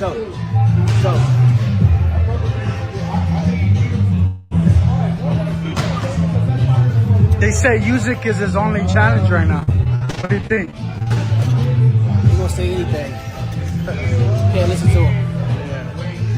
So he should just stay the course, right? Drop back down and fight Dimitri. I think he should do whatever his heart desires. Yeah, true. You can't go wrong with that. You can't get in the mix of fighting for fans or fight for you and your family. So whatever you want to do, he in that position. Yeah. He's earned that too as one of the better young fighters, right? Yeah. Like he's earned the right to say. Yeah. He sells. He got a big name in the sport. He's undefeated. Yeah. Okay, what round am I putting money on the knockout for your fight? Because it's payback for you. How's it payback for me? It's a rematch. You should not have a rematch. So how's it payback for me though? It's your opportunity to like.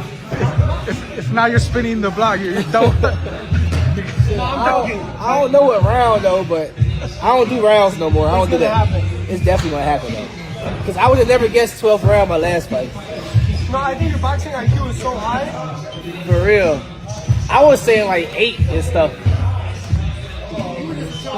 We're gonna ask him about the deal as well, about the Zuffa deal, and he gonna go in and saying what fight he want to see. Yeah.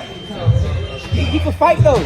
I was just telling Keon that I had to watch it back like, oh, this nigga, he can fight. He can fight. I still don't understand, like, never mind.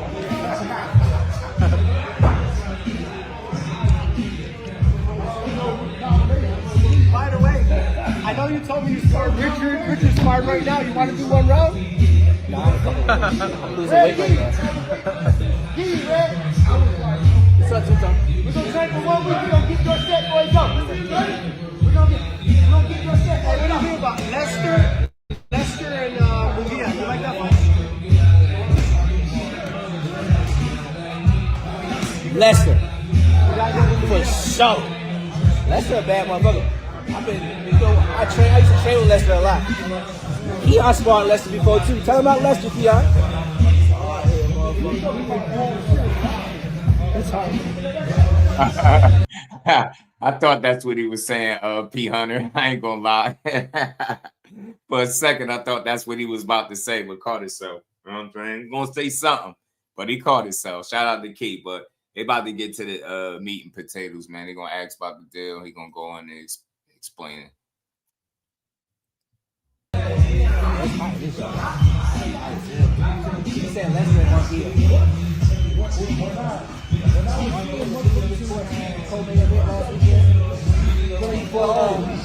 Lester, knockout. What about Canelo and Lester?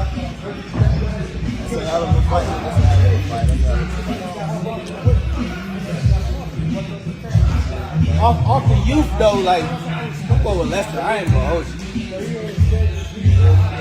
Lester's pace is crazy.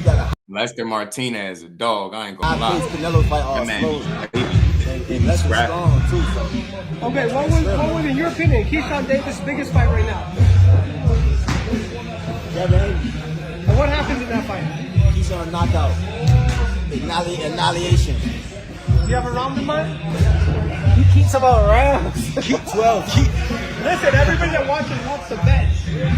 The 12 Keyshawn, Just bet the knockout. I'm gonna be the underdog. Keyshawn, hey, are you one of the fights in his $100 million deal with Zuffa? With Devin? What do you think? Are you part of that picture? Bill said that they're getting 100 M's. What do you think? I think that's great for him, man. Yeah. That's great. Yeah. He said if it's real, he think that's great for him. If it's real, you know what I mean? And then just stay a little bit for the warm up and get the hand wraps that we need. We'll try to stay his weight as long as possible. I feel like that's what people need to say, like, without no information. If it's real, shout out to him. If it's not, it's diabolical. You know what I'm saying? But trying to go above and beyond to prove either or, that's not my fight. I ain't about to give myself a headache. So time will reveal all, just like with anything else. But even if it didn't materialize all the way, it's not as simple as just, oh, he lied. Things could have changed. And you see this all the time in boxing, man. Deals get put together. People get out of shit. Fights don't happen. It's a lot. You know what I'm saying? Yeah, hell yeah. You don't want to come off like no hater, TD. Don't start talking about some, oh, it's cat. You know what I mean? Just be like, yo, if he getting it, shout out to him. Because that's a position that everybody will want to be in.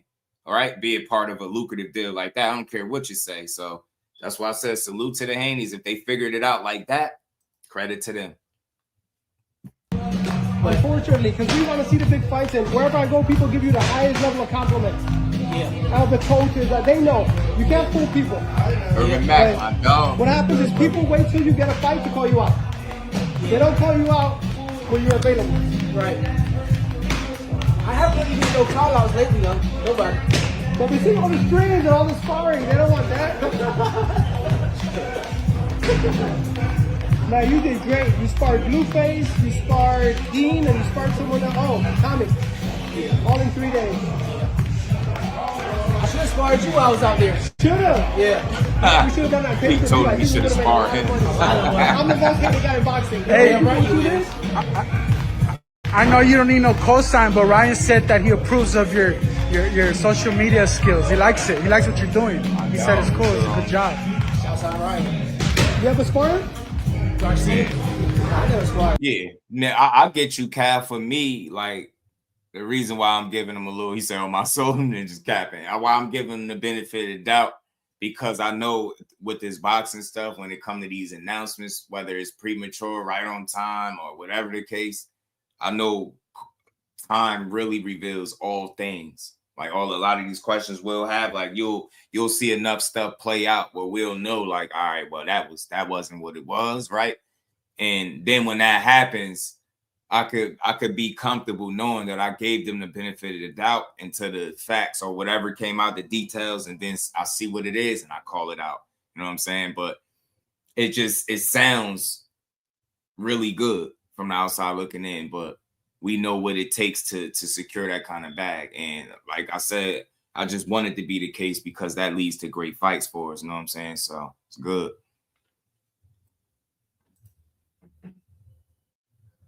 Nah, I think Keyshawn was right calling out Devin. I mean, think about it. If it's good for the goose, it's good for the gander.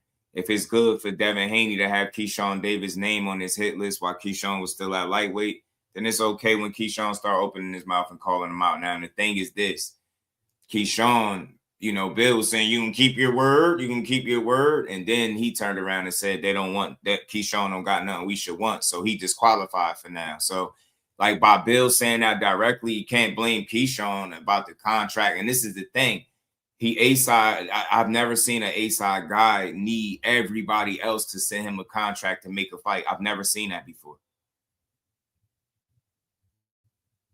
That would be a major fight too. Hell yeah. Anybody with Ryan would be a major fight with Ryan.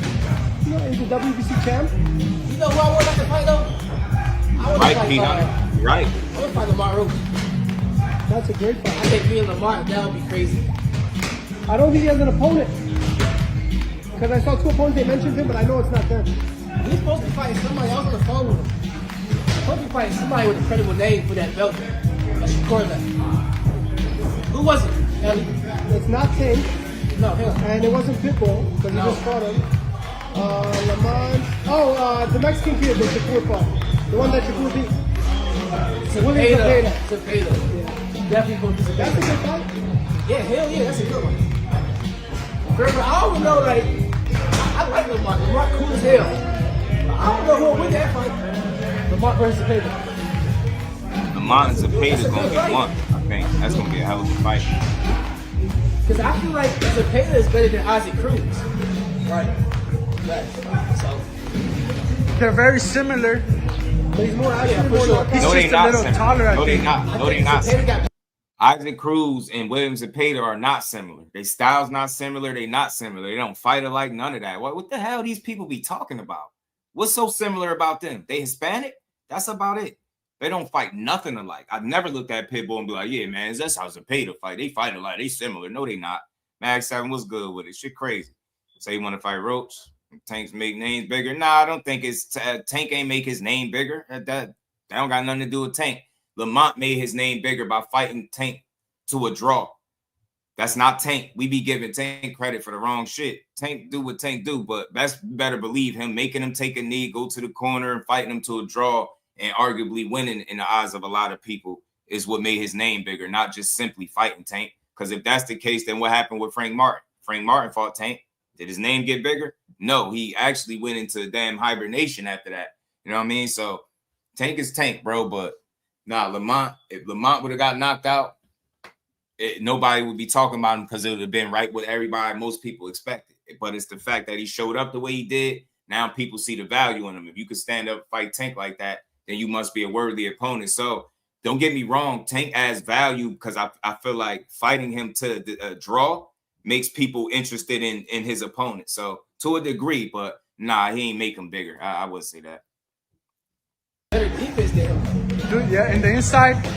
Everything. He ain't got to, man. He ain't take job to make Lamont bigger. That's I think Isaac Cruz got.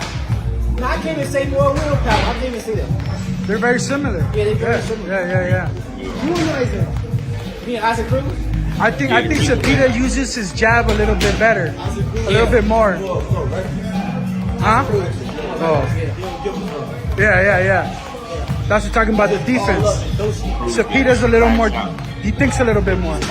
Yeah. But that's how you get in trouble with Shakur by thinking too much, right? Like he thought too much with Shakur. Like I don't think Tio was doing too much thinking today. Sometimes Tio was like, let's go. Shit, still over. Tio was just in there trying to fight.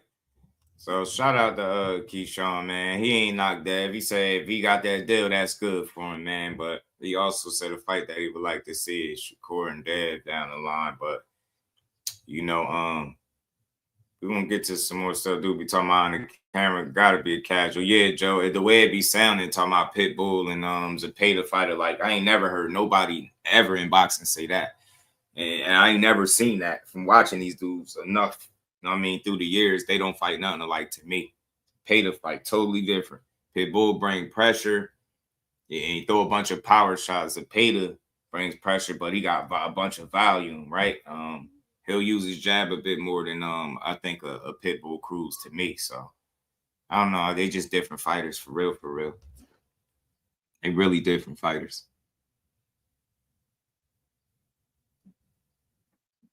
Let's keep rolling, y'all. Let's keep rolling, man. Did want to get into this Boots sit down too, man, because Boots is talking some stuff in this interview with his sit down with Ak and Barack. It's always a good build with these two dudes. But reason I like to hear from Boots is always because he quiet, right? So it's good to see him do these interviews, start speaking and you know what I'm saying? Telling his truth, man, because they got Boots messed up. They be playing with him. I mean, Ellie little brother behind the camera, I swear that's what he act like. They be asking some stupid fanboy stuff, man. I'm never going to be fanned out like that to the point where you just like, because fighters catch on to that, and that's why they don't be respecting y'all dudes. Y'all be some jock riding ass individuals, man. That shit gets strange, man. But let's get to this. Boots address the Devin Haney fight, the Crawford fight, you know, the offer for Haney and all of that stuff in this sit down. But we're going to cover some of this, y'all. Everybody, we got over 70 people. Hit the like button, sub to the channel, man. Support the bill. Let's get some color in the chat. Hit the like button if you in here. Don't hate watch, or hit the dislike button. Shit, either or. Nah, what's that rap? Those is bars. Okay. We'll have to speed that up. Now, because they couldn't see anybody else that could compete with them. So did you take that as a compliment? I mean, I really don't be paying that stuff too much mind. Like I be me, you know. I do this for me and my family type stuff. Like, right. I know I got to carry my legacy. Right. And my brothers did it, you know, at a high level. My dad did it, so I just want to take my next into the level. So I ain't really next level. So I really wasn't like too. When I was coming, I really wasn't too worried about who was this, who was that. Like, you was focused on what you was trying to do. I know my task in hand was coming up at that time. I was fighting at 47, so my task in hand was being undisputed. You know, and these guys was playing around a little bit, so you know I ain't get to become undisputed, but I was able to become unified, you know, lineal champion at 47. So that was you know good enough for me. Is that frustrating to you? Because I can hear in your voice like you're playing a little bit because you didn't get a chance to prove what you felt like you could prove. Facts. And that's fighting Bud and kind of unifying that division. Bud, Spence, I was Spence mandatory for probably maybe 2 years, and I was calling Spence out, and I calling Bud out, you know, and I was Bud mandatory after he fought Spence. So it is a little frustrating because, like I said, I do want to fight those, you know, those big guys, those big names, and show the world my real talent. You know, like I said, I only been showing y'all a little bit. I really had to get into my bag for real. Nah, you've been showing us a lot, man. Man, Boots be beating the hell out of people, man. Any more of a bag than what he already been showing us, man, the boxing world gonna be in trouble for real. And that's the reason why they saying names like they matching you up with Crawford. They're not matching anybody else unless they're great with Crawford. You showing us you can switch hit and all of that and do it great from both sides. And I guess that's probably why Canelo welcomed you in the camp for when he was going to fight Crawford. But how did that come out? Did you guys call them? Or? Well, him and my brother go way back. You know, my brother was in. That's right. It was in camp, but when he fought Mosley. And I think he was in camp for him when he fought Gomez, Alfonso Gomez. Alfonso Gomez. Yeah, so he was in camp with him twice. And him and my brother got a great relationship. I'm like, man, great relationship. So I'm like, might as well go out there and, get in some shape. And I was getting ready for my fight, and that was my first fight moving up. So why not spar, Canelo? Was there a little bit in you that says, you know what, let me get him ready to fight this guy since he didn't fight me? No, see, everybody think I was on that. My whole thing was that was for me. That was for me to get in shape, me to get away from Philly. I always do camp in Philly. That was like a little thing for myself. And I was out there enjoying myself. I was fishing. I never fished before. My brother was teaching me how to fish. Yeah, I was fishing. We was on a whole bunch of stuff out there. We was enjoying ourselves, and we stayed in like. So again, when people was calling Boots all types of coons and sellout for going over there to work with Canelo, here go the explanation to all y'all that was dragging his name through the mud. His brother been cool with Canelo, did multiple camps with him. So it wasn't them having to go out of their way. It wasn't with the ideal of helping, Canelo beat Boots. Or beat Crawford. That's what y'all push. Y'all push that narrative. That man went out there for the experience. Look, he ain't even talking about the sparring and shit. He talking about fishing and all the other stuff. Get what I'm saying? Man, people be bugging, man. I can't believe they did that to Boots. Oh, he's a coon. He's a coon. This is that. This, man. Boots gonna beat one of y'all favorite fighters' ass one day soon, boy. That mixtape is gonna be ugly.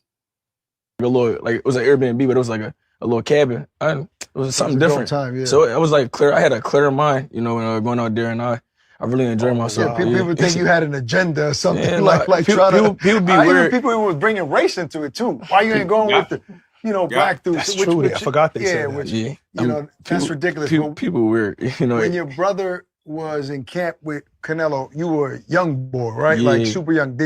Were you ever in those camps, or you never went to any of those? No, I never went to none of those camps, but I seen, my brother was on.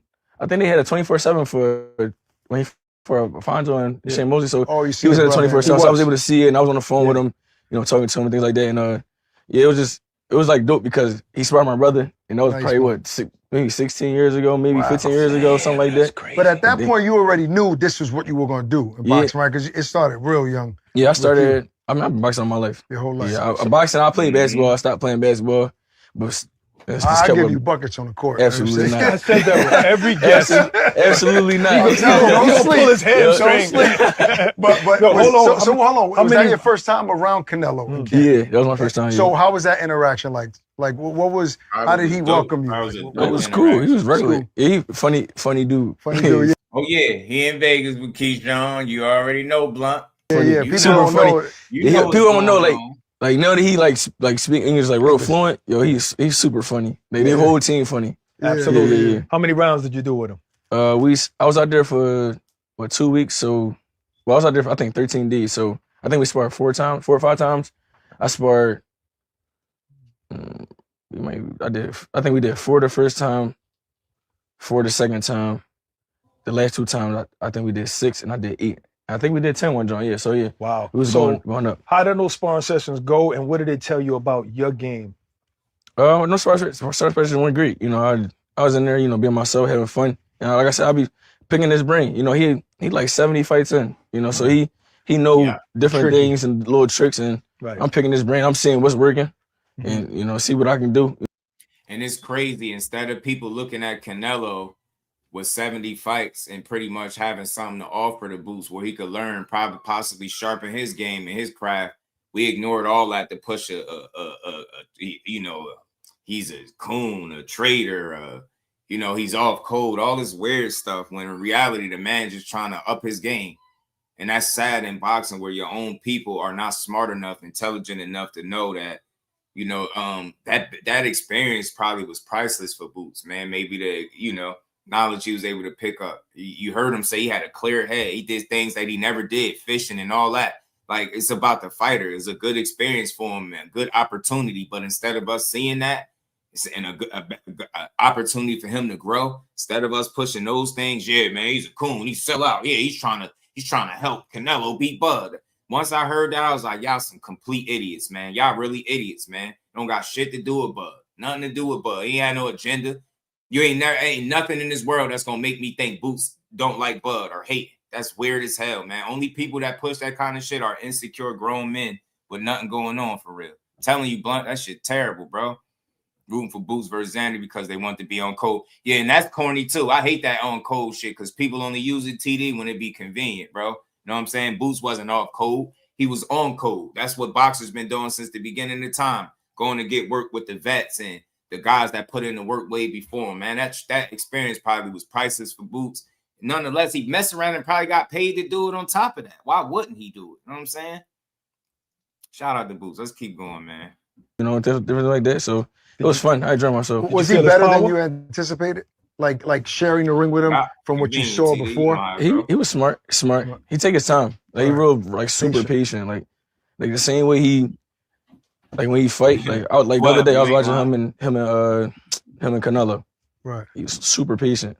Yeah. So that's might be his best. No, like, you said him and Canelo. I mean him and Cotto, my bad. Oh, yeah. Cotto and Canelo, my bad. Yeah. That put him on that next level. That's how he feels. That after he beat Cotto, he got on that next level. That's a legit fighter that you beat. Yeah. So what about his power? How was his power? It was cool.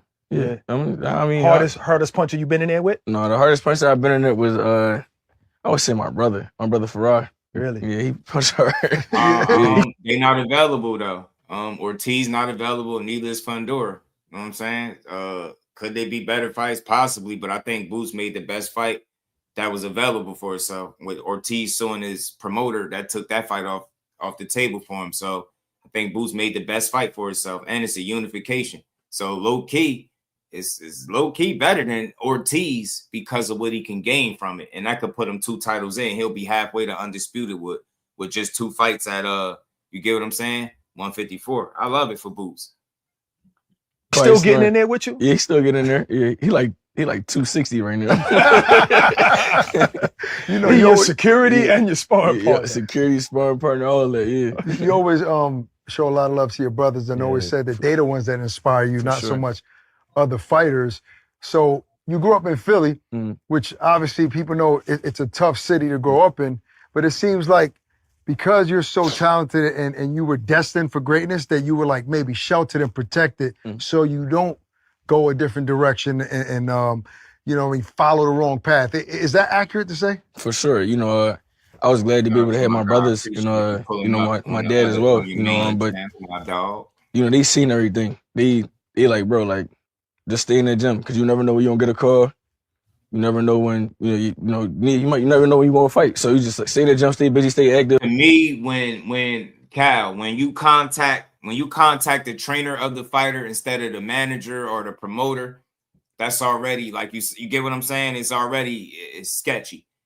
The trainer don't make the fights. That's why when people kept talking about what Bozy said, I'm like, yo, what he said it ain't really the issue as much as what the manager and or his promoter would be saying. And I want to say this to all of the people that keep talking about, you know, Bud didn't want to fight Boots. Bud didn't want to fight Boots. He was ducking him. Boots' manager, Cameron Duncan, said he did not want that fight for Boots. Go research it. Go look it up. I'm so tired of people saying that. I love Boots too. It's not a damn fight that I think he's ever going to be in as a professional that he won't have a great chance at winning and probably win. But again, his own manager who was pushing him said he did not want that fight for Boots. So tell me again how it was Bud Crawford or anybody else's fault as to why it didn't happen when the guy on the other end's manager saying, I didn't want that fight for him. What's the likelihood of the fight happening with him not being willing to negotiate it, push the fight, press forward, or none of that? People got to open their eyes. Accepting the IBF title, the interim title, takes you directly out of the WBO rankings where you would have been number 1 to fight Terrence Bud Crawford, right? And I want to ask y'all a question. Before Boots accepted the IBF interim title, who was the IBF interim champion before that? And who's the IBF interim champion right now? If you can't answer that question, that's for a reason. That should tell you something, bro. Who the hell, when the last time you seen an IBF interim champion before Boots? Probably don't even remember. Get what I'm saying? Think about that. Sometimes moves are not geared towards making the fights that the fans cry about the most. You heard it from Zab Judah, who was, you know, representing Crawford. He said, yo, everybody was on point for making the fight, but some other business came up and it never materialized. And that's the tough pill to swallow for people. They don't realize sometimes other things materialize. You get what I'm saying? And again, When somebody's manager is dead set on not making a fight for a guy that they promote, what's the chances of that fight happening? Seriously though, who gonna push for it? Who going? You get me? Man, Carl Espinosa was called BLK was fishing. Yeah, it wasn't about nothing, man. It wasn't enough intent behind that fight being put together, but it wasn't about ducking as much as it was business, and the business not being ironed out in a timely manner, and people went on to do other shit. That'd be hard for people to realize. Sometimes it just business didn't, you know what I mean? It didn't make business sense, so the fight don't get made. Nobody has to be a duck. Maybe they revisit at a later date. You know what I'm saying? No, it wasn't gonna happen. I just think, man, you can't call a trainer of the fighter trying to make the fight. You can't call Bozy and try to make Boots fight when that's not how he make any of his fights to me. You get what I'm saying? So it just was a strange situation to me altogether. But let's keep going though. I don't blame neither one of these guys. I get tired of the Bud didn't want to fight him and duck them stuff. He didn't make moves that directly took him out of contention and fight Boots. It was the other way around. And I'm not saying Boots didn't want to fight him, but it's hard for people for me to be convinced that one guy wanted to fight when his moves are moving him away from the fight and not toward it. You know what I'm saying? Sometimes it just don't be in the plan. Do I think Boots will fight Bud? Absolutely. I just don't think the opportunity truly presented itself for the fight to happen. And I think like what Boots and Bud never was gonna fight before Bud and Errol Spence ever. And then definitely not after, not at 47. So to me, it just wasn't the time for that fight to materialize. But people, they got to lean too far to the left or to the right. Yeah, Boots wanted to fight, Bud didn't. Bud wanted to fight, he'd destroy Boots. It's Boots that didn't want to fight him. I think they both would have fought each other. But I just don't think the opportunity really presented itself with the right terms and conditions for it to be made.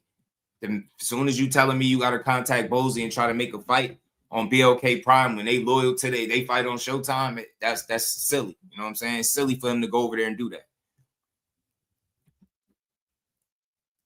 Let's keep going.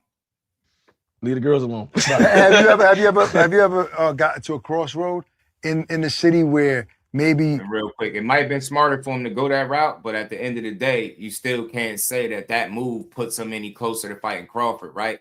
You make a move to accept an IBF interim. Yeah, you could say Spence got 3 belts. He even said out of the 2, he felt like Spence would fight him.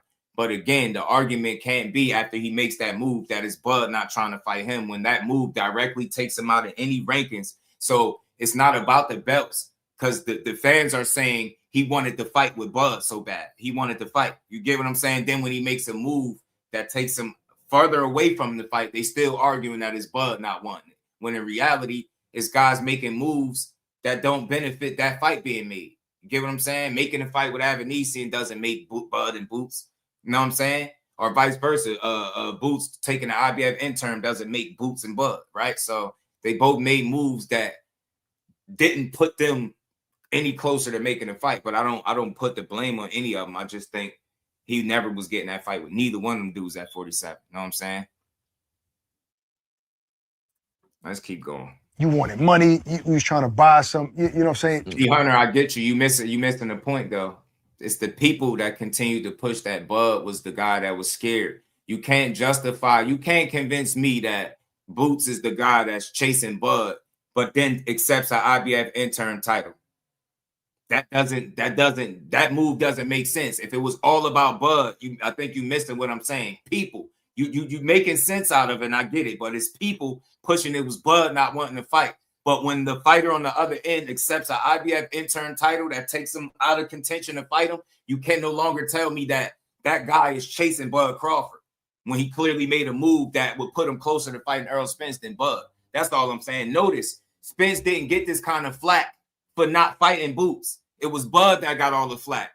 Notice, nobody even said, why don't Bud, EJ fight him? It was all Bud. You get what I'm saying? So that's all I'm saying. Not refuting what you're saying, but it was the fans pushing that it was Bud Crawford not wanting to fight, and it was Boots heavily pursuing him or chasing him. He just didn't want it. But you got moves that indicate directly that wasn't the case. That's all I'm saying. Like, these dudes do too much. You know what I'm saying? Yeah, but that's what the talk was. That's what everybody started doing. You know what I'm saying? That's what everybody started doing, making Bud out to be some type of duck about not fighting a guy that's nowhere near his level of experience. Like, it's pretty silly how they did the Bud and Boots situation, man. Well, let's keep rolling, y'all. Let's get through this. Philly, they get fly, so you're trying to look good, and you said, man, this boxing shit ain't paying yet. Like, and did you get bad influence and you had to make a hard decision ever in your life? No, I just always stayed like that. I mean, I could have, but like, I stayed like that because like I said, my brother instilled that into me. Like, bro, you don't gotta do this, you don't gotta do that, bro. Like, you gonna get to the money. Yeah. We here, we got you, regardless. Like, and now it's vice versa. Now I got them. So yeah. Sound like he just asked you, did you ever sell drugs? That's what that sounded like. Did you ever, did you sell drugs? No, I'm asking if he was ever at that point where there was bad influence. But you were covered and protected. Yeah, for sure. I definitely could have went a whole different route. Of course. You know? So the brothers made the dumb mistakes before you, and then they was filling you in? For sure, they'll tell you. Did you see it firsthand? What was going through your mind when you seen what they were going through? And what were they going through? Just... They whole thing was like the girls, like they love the women. I mean, we all do, but like, right. Like, bro, like just lock in. Like they gonna beat her. They not going nowhere. The girl's not going nowhere. The block not going nowhere. Like everybody gonna be here, bro. Just lock in and do what you gotta do. So you can eat off the fruits of your labor, and then. How did you stay away from the women though? Like, what's the key? In the house. You gotta be in the house. You gotta stay in the house. That's it. And now they coming out the woodwork. For sure. So you feel like your brothers would have been further in the sport if it wasn't for that kind of distraction? For sure. I don't know if you've seen Derek Pounis and Friday Quiet Storm, my brothers, but they was super nasty. If they stayed locked in and did what they supposed to do and leave the girls alone and had their mental right. Yeah. Nobody would have beat them. So what do they say to you? Do they say to you like, nah, you're better than us? They be saying that, but like growing up, they can't tell me that because I watched y'all. Like, bro, I love watching. So they say that, but you thinking, nah. You looking at them saying that they're better than you? I'm not better than me, but like that's all I seen coming up. So like, you're not about to say and tell me that my brothers ain't. Yeah, like my brother's nice. I don't care what nobody say. I don't. Like I said, if they would have stayed locked in, and they couldn't nobody beat them. I don't. Pooh for that 54 and my other brother for that 68. Nobody was beating them. What's up, folks? It's Barack the Boxing Bully, and we teamed up with DraftKings Sportsbook. It's the I'm known to be the pocket watcher on this show. People say I'm a pocket watcher, but I got a simple question for you because you talked about I got my brothers now. Like, you know what I'm saying? They have me growing up. What's the first thing you were able to buy, either your father or one of your brothers, or spend money on them that was gratifying for you? Like, damn, I'm so happy I'm able to do this for you. Like, what was that first purchase? I mean, my dad, what our family is really like not about the money, but like, or none of that stuff, but like, my dad, I would say that I got him a truck. So a truck? Yeah, he truck boy. He loved trucks. So that was like a cool. Pickup truck or pickup truck? Yeah, pickup truck. Got him a Ram pickup truck. He loved trucks. So I got him that. Pricey. That's what he loved. He'd get mad if you get him something else. You get him a Benz or something, he'd be mad. Like, I don't know what I don't like this, man. What is this? What is this? He likes that. What's this, man? He's like, yo, man, how you work this, man? He's like, yo. Hey, yo, man, I need you to come here real quick. He don't want no fancy stuff. He don't want nothing fancy. He want the truck, like, to pull the lever down and all that, roll the windows down. Like, he old school. That's because Bowlesy like 70, bro. That's why I don't want no damn Benz. Get Pops a pickup and he cool. Like, I got him my iPhone. He don't know how to work the iPhone. Oh, he do now, but like back then, I'm like, you need an assistant. Yeah, then he told me like, Siri, call such and such. I'm like, yeah, and he got it. Sticking the key in the car door. Yeah, he used to that. He not used to the push start. He like, my keys at? Like, looking for the keys and all that. Did you surprise him with the truck? Or yeah, I did. I surprised him for him. Yeah. How did that scenario happen? You got footage of that? Or something? Do I got footage of that? Because if you got it, give it to us. Yeah, because we're going to put it on the show. I think I do got footage of that. Yeah. So tell me about it. Was a Father's Day gift. Old head's going to be with it, George. I know he not going to treat himself because, you know, he old school. You know, old school, they don't want to spend money. They don't want to spend money. So I treated my dad to, you know, the truck or whatever. It was for Father's Day. And I called my mom. I'm like, Mom, I got my dad a truck. She like, what? What you getting? I said, I got him a Ram truck. She like, I'm about to come there. I'm about to drop the truck off. I'm parking around the corner. I said, I'm not gonna let him know I got it until tomorrow. She said, all right, cool. So I park it around the corner and I come the next day. I told my mom to come outside. She come outside. She get in my car and I go get the truck and then I bring the truck around. Right. I pull the truck up. He like, I pop looking. He like, nice truck. He like, you got another truck, man? I'm like, I'm like, no, this for you. Oh, he like, oh man. He like, no man, stop me. You spend all your money, man. You spend all your money. he like, you spend all your money, man. You gotta do that. He's like, it's all nice though, man. It's all nice. He's like, it's all nice. I'm like, what color is it? It's all black. Black John. It's bombed out. You know, he threw it as my truck because I got a TRX. Okay. That's one of my other cars. So I got a TRX. He like, yo, you bought another car? You got the same car? He just kept looking like it looked just like my John though. So yeah, it was cool. It was a great little gift. You know, it made you feel a certain way. For sure, yeah. Because I know my dad loved trucks. I know he not gonna really spend the money to get it. So I'm like, he loved that John. He took it for a spin that same day. For sure, he took me for a spin. That's beautiful. Yeah, so what kind of person are you? Are you a saver? Or do you have like real estate, some kind of investments or something like that? Or you just somebody that see the money piling in the bank? Yeah, I'm that boy. Nah, Haney and Shakur ain't in no fight negotiations, bro. That everybody putting that out lying right now. As of right now, they all lying. Anybody putting that out, and if it's not coming from the other side, they all lying. Because they making a statue of Tupac in my playground. And be more, shout out to Kurt, man. Shout out to Tupac. I mean, you just keep looking at. You keep checking on. You looking online. You looking on your phone. Okay, still there. I've been investing my money and stuff, and then working on getting on a new gym. So right now, working on that and a couple cribs here and there. So yeah. So you probably got a bunch of once people know you start making money, there's probably financial advisors, managers, and people. Yo, I know what to do with your money. Does that make you a little leery and scared because people have dealt with people that have done bad business and lost money? No, I mean, I had my team for a while now, so you trust them. Yeah, I trust my team, and my team not super big, so like, I got my little advisors and I got my accountant and all that stuff, but we got my money the right way, investing into the right things, and my money just piling. Even when I'm like not training or not fighting, my money always coming in. So I love to hear that. I mean, obviously, I love to hear that, man. It's clear that financial literacy is important to boots, man, and setting yourself up for the future, man. I like it, I like it. I like where he directed it, like how he's setting himself up and not just blowing his money. You know what I'm saying? I do like it. I like the answers he giving. You a fashionable dude, so is that only it? Like a little jewels and clothes is what you're spending money on now? I ain't gonna lie, I ain't bought no jewelry probably in like 5 years. Really? I don't really care for the jewelry and stuff no more. Like it's a look, but like I don't really care for it. Like, good man. Yeah. So what do you spend money on? You want to be honest? Yeah. Food. Food. I knew it. You like to go out and eat? I like to eat. I eat all day. That's my choice. Yeah, that's your vice. That's good stuff. Food, clothes here and there, but I don't really get. I be chill. I wear sweatpants all day. Like I don't get fly. Yeah, but that's the look nowadays anyway. Like you know what I'm saying, like comfortable streetwear type stuff. Yeah. So he was saying earlier that you didn't get into a lot of things because that support group that you had. Thank God. But if we ask your father what kind of kid you were, what would he say? A bad kid? You always into stuff? What? Nah, a good kid. I wasn't like too crazy. Yeah. No fights in school? No. You don't. You serious? No, fights? I had fight. Well, it wasn't a fight. Right. That's why I said no. It was an ass whooping. Yeah. One day I was in 3rd grade. I was playing football, and we was playing the 5th graders, and I mossed the young boy. I caught he got mad, pushed me. I just socked him. Boom. One time I socked him. So you were already boxing at the time? Yeah, I was already boxing. I socked him, nose was bleeding, and back in the day, they used to have demerits. So they gave me like 3 demerits. So wait, I don't know. What's a demerit? It's like a bad check mark. You in like trouble if you get a certain amount, you might be expelled. It's but you might be suspended. Basically, you suspended in school type. Yeah. Type joint. You got a little you go slip or whatever. Yeah. Did you in school suspension? Did you ever get your ass whooped by your pop? I remember one time my pop I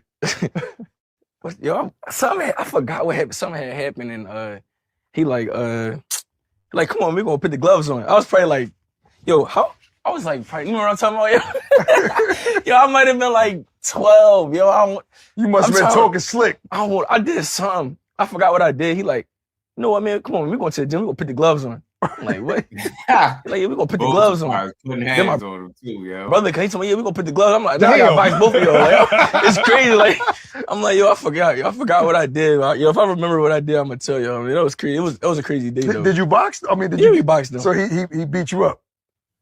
He tried to. You was already getting it. You pieced your father. Boots said, "Yeah, they ain't beat me up. Though. I don't know about all." Peace and no, my pop was nice. My pop was nice. Did you hold back? You pull back? No. My pop was nice back in the day. Yeah, my pop was strong too. My pop I super see him strong. now. Yeah. But wait a minute, I saw Rosie like 70 and he in better shape than some of these fighters, bro. I'm telling you, bro, that shit is impressive, man. Shout out to Boozy. an article the other day say he's 70 years old. There's no way. Yeah, he's 70. He just turned 70. Really? That dude is 70 years old. He ran 3 miles. Yeah, he said he was in minutes back in the days. That's crazy, Al Booker. That's wild, man. They used to put us in school. Now how that's, I'm telling you, that in school suspension hit different, don't it? Well, he ran 3 miles. But that was like last Tuesday. Last Tuesday, he ran 3 miles. I thought that was a joke too. No, he's 70 years old. See, 70. He's 70. He's still did he live a certain lifestyle like coming up? Was he ever into the street like drinking and going out? None of us. My dad don't drink or smoke or none of that stuff. So that's probably where I kind of got it there from. And he always took care of his body. He always took care of his body. And anybody that came in the gym, he sparred him and beat him up. And he wear no headgear. No headgear sparring? Yeah, crazy. He nice. Oh yeah. my God. So but I say back in the day when I was boxing him, I was younger, so of course they're gonna get over me. Yeah. We're good friends with Danny Garcia and a couple other guys that have father trainers, right? I ain't gonna lie, they are, Cal. One of the things I realized that some fighters feel like sometimes there's no separation of trainer and father. Like sometimes they want their father to just be their pops and not bring up boxing every moment. What type of relationship do you have? Do you felt like there were times where he was just your pops and not your trainer? Or is it like all in one? Everything all in one. Yeah, go ahead. So you always and eating dinner, he talking about boxing. Yeah, he loved boxing. That's all he talk about is boxing. Man. If he was home right now, he'd probably be watching boxing right now, watching boxing and cowboy. That's all he do. Old school. So you don't regret anything about how you grew up? No, none at all. I'm glad the way I grew up.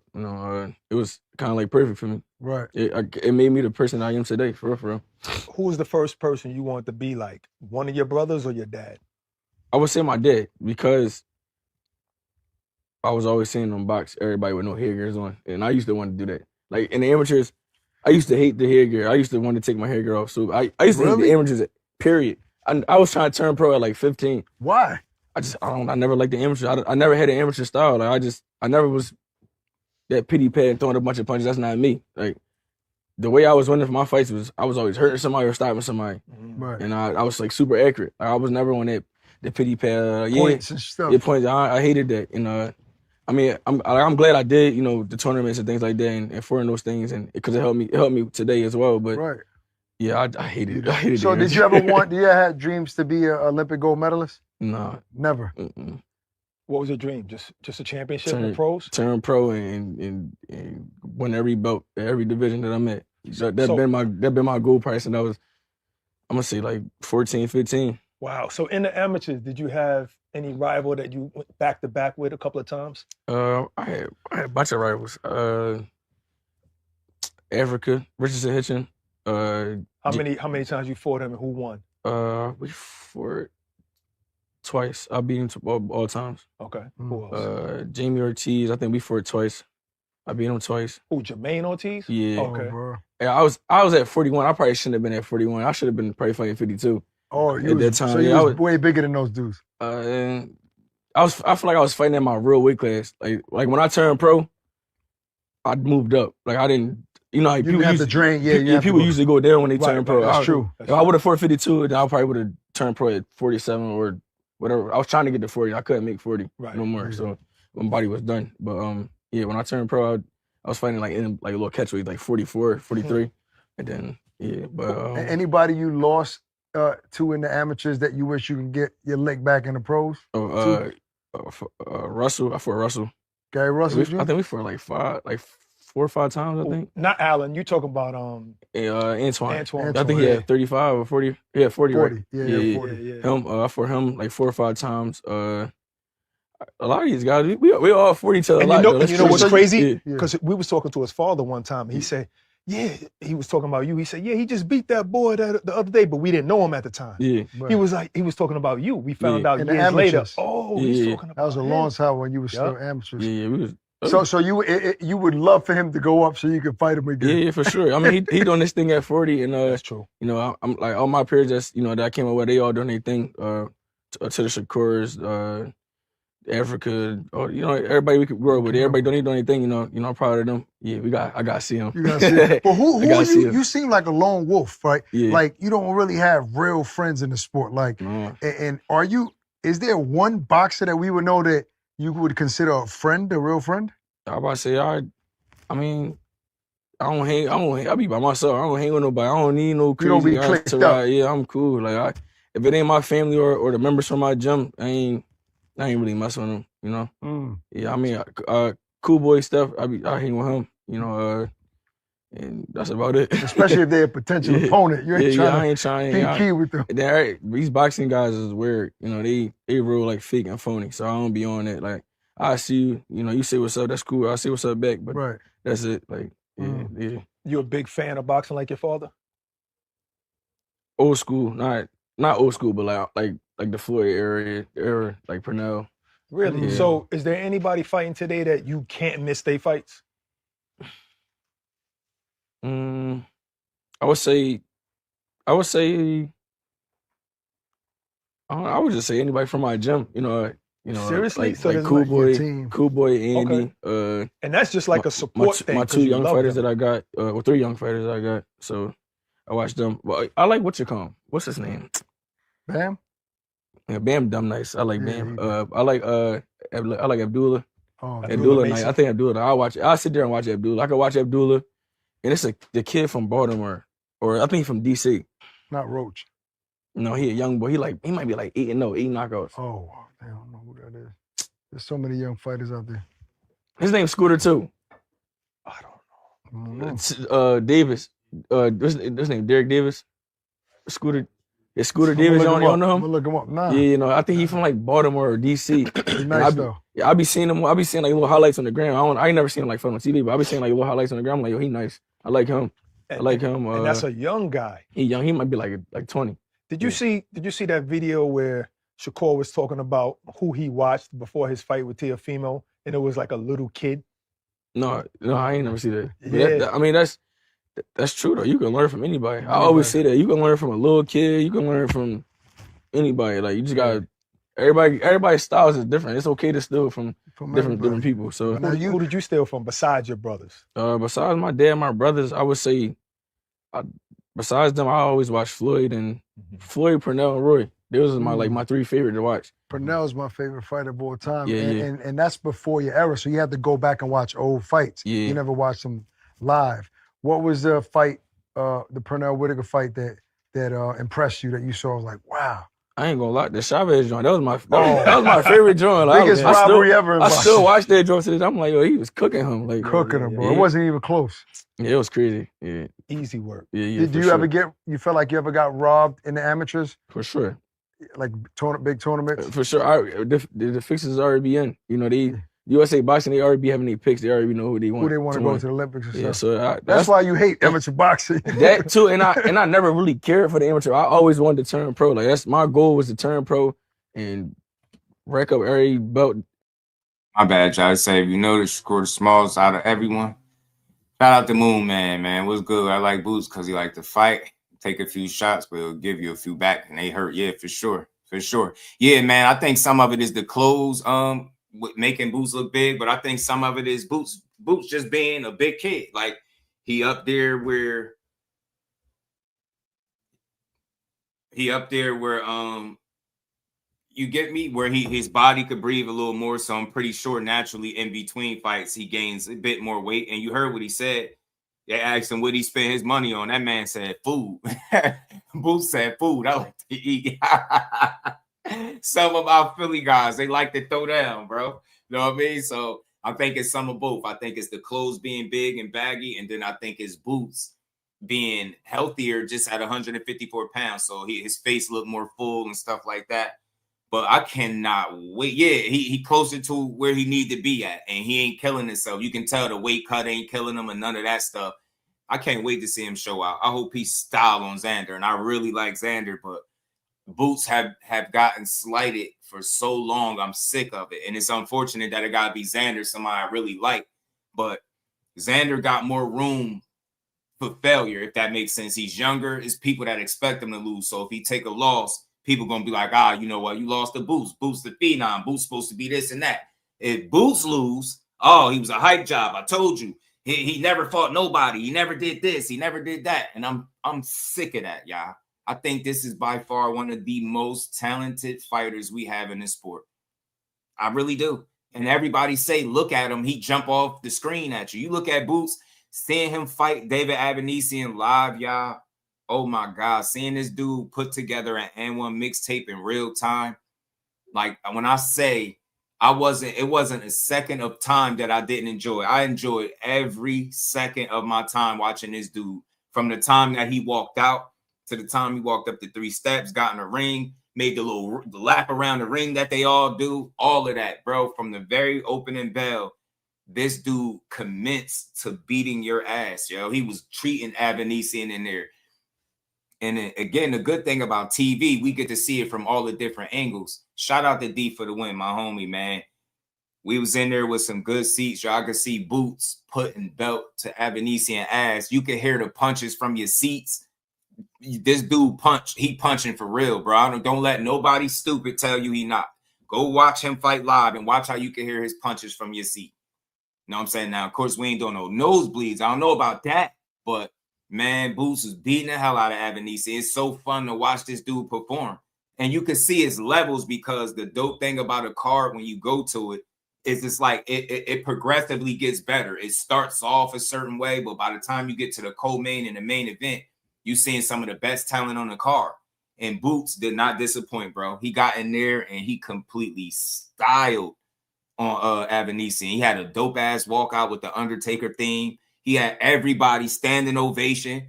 You get what I'm saying? All that crazy talk on the internet about Boots, not in Philly. They love that dude. You know what I'm saying? Big Mason, what's good, homie? Judah, my dog. Big Dog Willie is in the building, my homie, man. What's good with it? Amateurs are important. Boots need to stop that. What did he say about amateurs? Y'all, the mixtape is on the way, bro. Let's keep rolling, y'all. Let's keep rolling. That mixtape is on its way. In every dimension I'm in, and that been my goal, and that's still my goal. Can you take me back to when you won the IBF title, that first title? Was it everything that you expected that moment to be? I was in my bed when I won that belt. That's true. Email. That's true. Real quick, the only thing I'm guilty of, Mag 7, I haven't been to Tank fight yet. I haven't went to one of his fights. I think it's very on par. The energy is different. I can see that from the outside looking in, but that's similar. Like when people rock with you, the energy in the building is different. Like I've seen Shakur fight at home, right? I've seen him fight multiple times, but he get a standing ovation. Like they really love their hometown guy. Like the Prudential, North show up for their guy. Philly, they showed up for their guy. I love to see that. I love to see that hometown support, bro. Love to see it, bro. The standing ovation for Boots. They was loving him. He came out with the Undertaker theme music. I was like, bro, dope shit, bro. Shout out to Big Dog Willie. Appreciate the cover in the super chat, man. He said Boots got to stop by Americana. I remember that. Remember those Big Dog Willie? Those was the original Big Dog Willie facts. The Americana joints, man. You took me back with that. Shout out to Big Dog, always supporting though, man. He said he didn't like the amateurs and he said it helped him. I don't get what Big Dog is saying. Oh, Big Dog probably just joking though. No, you're right. You're right. I meant the Stanionis. You was one of those email champions. The Stanionis moment would be the closest thing to that, For right? sure, yeah. Basically. But you said, like, what you mean? Like in the ring, once you got crowned unified champion, these are visions that you say you always had. Like, that's what I envisioned. Was it the feeling meet what you imagined? Right?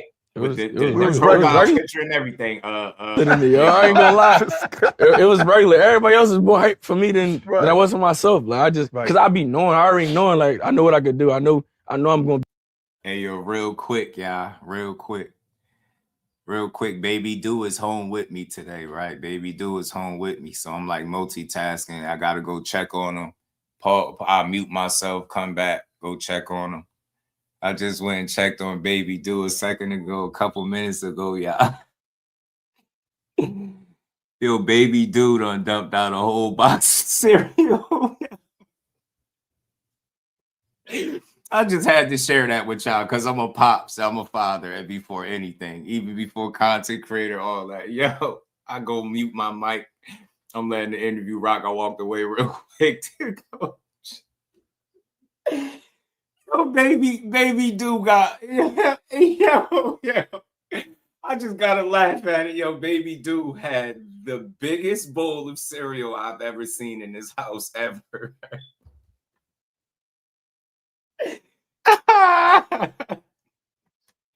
I'm sorry, y'all. I just had the time to share that with y'all, bro.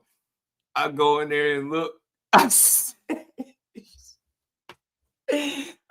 yo, hey, Kyle, I swear to God, I threw my hands in the air. I said, yo, I went to my daughter. I said, come on, man. What you doing? You ain't watching? Oh, my God, yo. She said, I just closed my door for a second. I said, bro. Baby dude got the biggest bowl of Cinnamon Toast Crunch I think I ever seen in my life, bro. He pours so much cereal in the bowl that if he tried to put milk in it, it'd just spill. Like, bro, he got enough cereal in that one bowl for 2 of those bowls, bro. I don't know how he did it. And then I look on the bed and it's mad more cereal all over the bed, bro. He took the biggest, you know, those mega boxes of cereal. He took one of them and dumped it out like all over the place. I'm looking, I'm like, there's no way you was that hungry, bro. I made sure of it. Oh, yo, man, the parents out there, y'all know, man. I just had to share that with y'all, bro. I looked in there, I just threw my hand. I said, yo, what? What? Hell no, bro. Just lost my mind for a second, man. Biggest bowl of cereal I ever seen in my life. Ain't no way his ass that hungry, man. I should have took a picture of it, yo. I'd be so hot for a second, like, bro, I know you didn't just. Yo, baby do is diabolical, y'all. I'm sorry. I just had to share that with y'all, man. Shout out to the parents out there, man. That got the babies. He only 2, man. He 2 going on 20, man. Y'all know how that go. Baby do I said, bro, he looking at me. I'm like, you know you wrong, bro. You just dumped the whole box. Man, yo, the kid from Big Daddy, I'm telling you, he said, I know all about it. He said, Dad, I wanted some Cinnamon Toast Crunch, bro. You was talking too much. I ain't want to bother you. Said I pour my own cereal. I'm like, damn, bro, the whole box. All right, my bad, y'all. Let's get back to this box. My bad. Let's get back to this Boots interview, though, man. This is a good one, man. And shout out to everybody rocking out. We gonna get to this. We gonna get through this, and then I got a video about in regards to Tank. You know, one of Tank former opponents in the amateurs has some things to say about him, and Floyd Schofield as well. We're gonna try to make sure we cover all that. So I'm gonna try not to stop this too much. I'll stop it periodically, but not too much. Yeah, man, he wild, man. Baby do said run cereal pop. So I'm looking like, bro, you didn't just dump all that cereal into the bowl. Matter of fact, how did you get all of that cereal in the bowl? Because it don't even fit. I'm looking like, bro, and he's sitting there looking at me. I'm just like, yo, man. Man, if you wasn't 2, a couple more years old, he would have got body work, yo. He ain't old enough for body work, yo. Man, he said, with the I don't know how this happened face. He's sitting there, hand on his finger by his mouth. I'm just like, nah, don't try that, bro. You knew exactly what you just did. Dumped all that damn cereal out. All right, my bad, y'all. Let's get back to it. I promise y'all, we back. We back.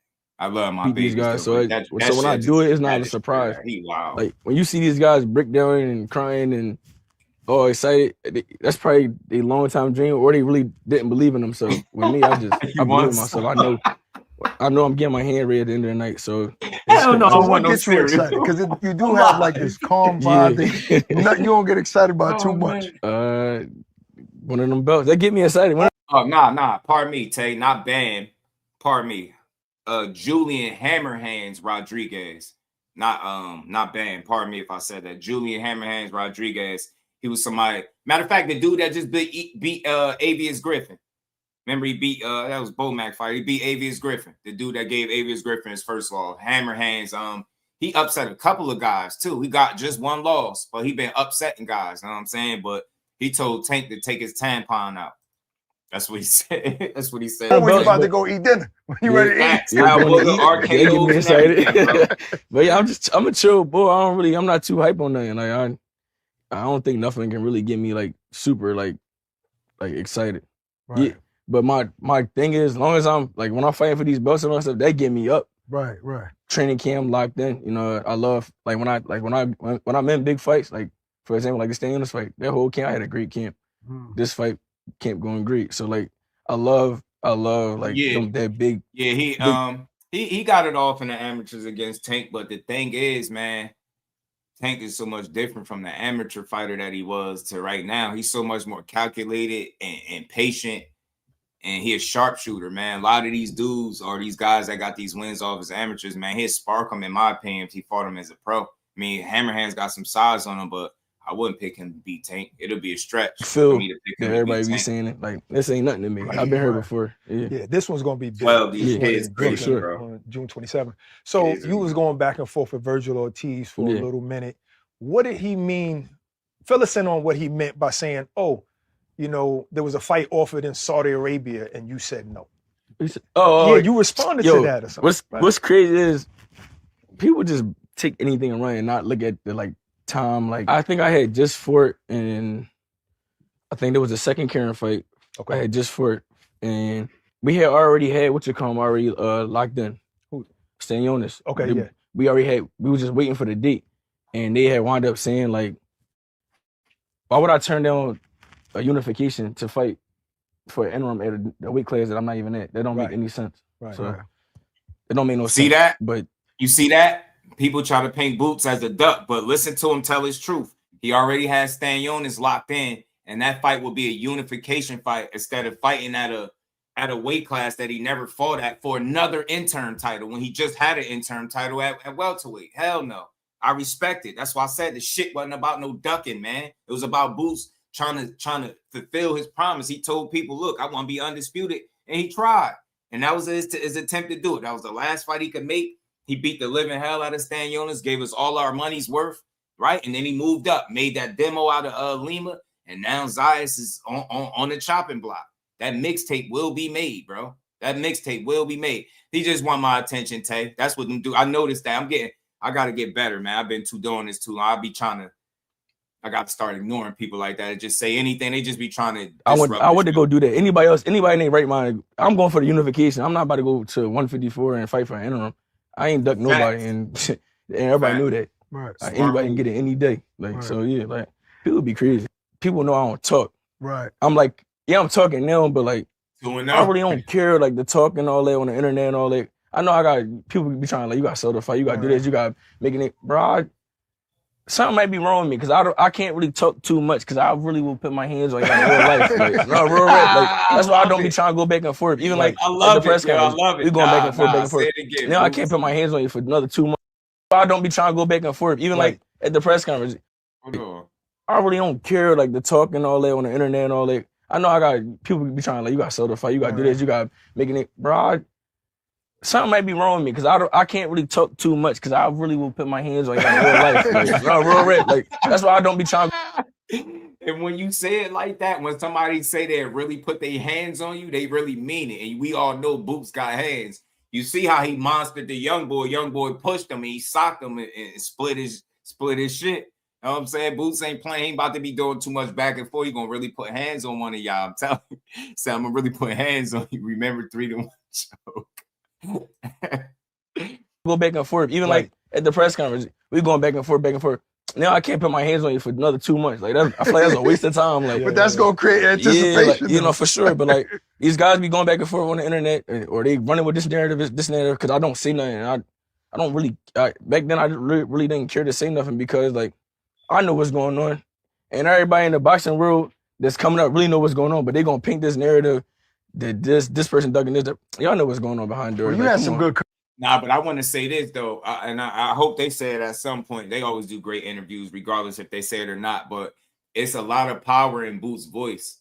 It's a lot of people, because he's not a guy that's speaking all the time. When he do speak, they're gonna respect him. Comebacks in the press conference because people. This is what people are saying. Like they did have that narrative that Boots don't say enough. Well, he ain't selling a fight. He too quiet. You know what I'm and talking. then when we were sitting down, like he He got some heat today. Surprised me. Was all this stuff premeditated or that was coming off the dome? No, it was coming off the dome. I was just going. Yeah. But people don't really like, they're not really paying attention. Like I always talked a little bit. I just didn't say as much. Right. I kind of like saying the same stuff and just in a different way. Like, right. But I don't know. I always talk. I just wasn't really, I didn't really care to talk. Like I said, loud and I ain't loud. Yeah, I don't gotta be. So you explained that Virgil Ortiz incident, but who else do you think that's out there, a fighter that painted a false narrative, lying to either interviewers or social media? I feel like it'd be a lot of stuff going. Like I'd be saying, I'd be like, "Are you crazy?" Even with I think the Devin situation. He said I called and they had to fight for what 52 or something like that. I called him to fight at 52 or something like that. Right. Did he say that on our show? I know he was saying who. I don't know. He was saying who's Boots though. On our show he said who Boots, but I don't think he mentioned a weight though. But yeah, what do you think I heard him say something about that I offered to fight at 52. That's not what happened. After I had decided to move up, after everything was going on, I decided to move up and move to 54. I'm telling you, P Hunter, that's a fact, bro. Shout out to Big Dog Willie. Appreciate the love in the super chat, putting that color in the Jay said, remember when Spence fans got so heated, Amir Khan beat up Spence and the illegal underground commentator. Take a Maniacs, our next said Tank got beat up by Richard Kobe in Baltimore. Underground street fight. You a fool, bro. Big shout out to Big Dog Willie, man. I appreciate the love in the super chat, always holding me down. Look, if you in here, hit that like button and don't be afraid to support the dopest channel in the land, man. We gonna keep building, man. Let's get to it, man. We more than halfway through, man. Gonna let this rock out. He addressing the Devin situation now. Excuse me. Get a call back a couple days later. He like, me and my team, they like, yo, would you fight Devin at 152? I said, yeah. I'm like, I ain't fighting 54 yet. I can make 52. Like, I'm like, yeah, why not? I'm like, yeah, we never heard nothing back after that. And that's another thing. People be painting these false narratives and saying that I ducked this person. How I ducked him. Right. I said, yeah. But y'all don't know that because y'all don't know what's going on behind closed doors. So do you think that people, sometimes these fighters will say that just to create that narrative that he didn't want to fight me? That, and I think people be using, like I think people be using my name because they know what they think I'm not going to say nothing. But now I feel like they're gonna watch themselves. So yeah, now you're gonna start saying what you feel. Bro, anybody you want to air out? I see them.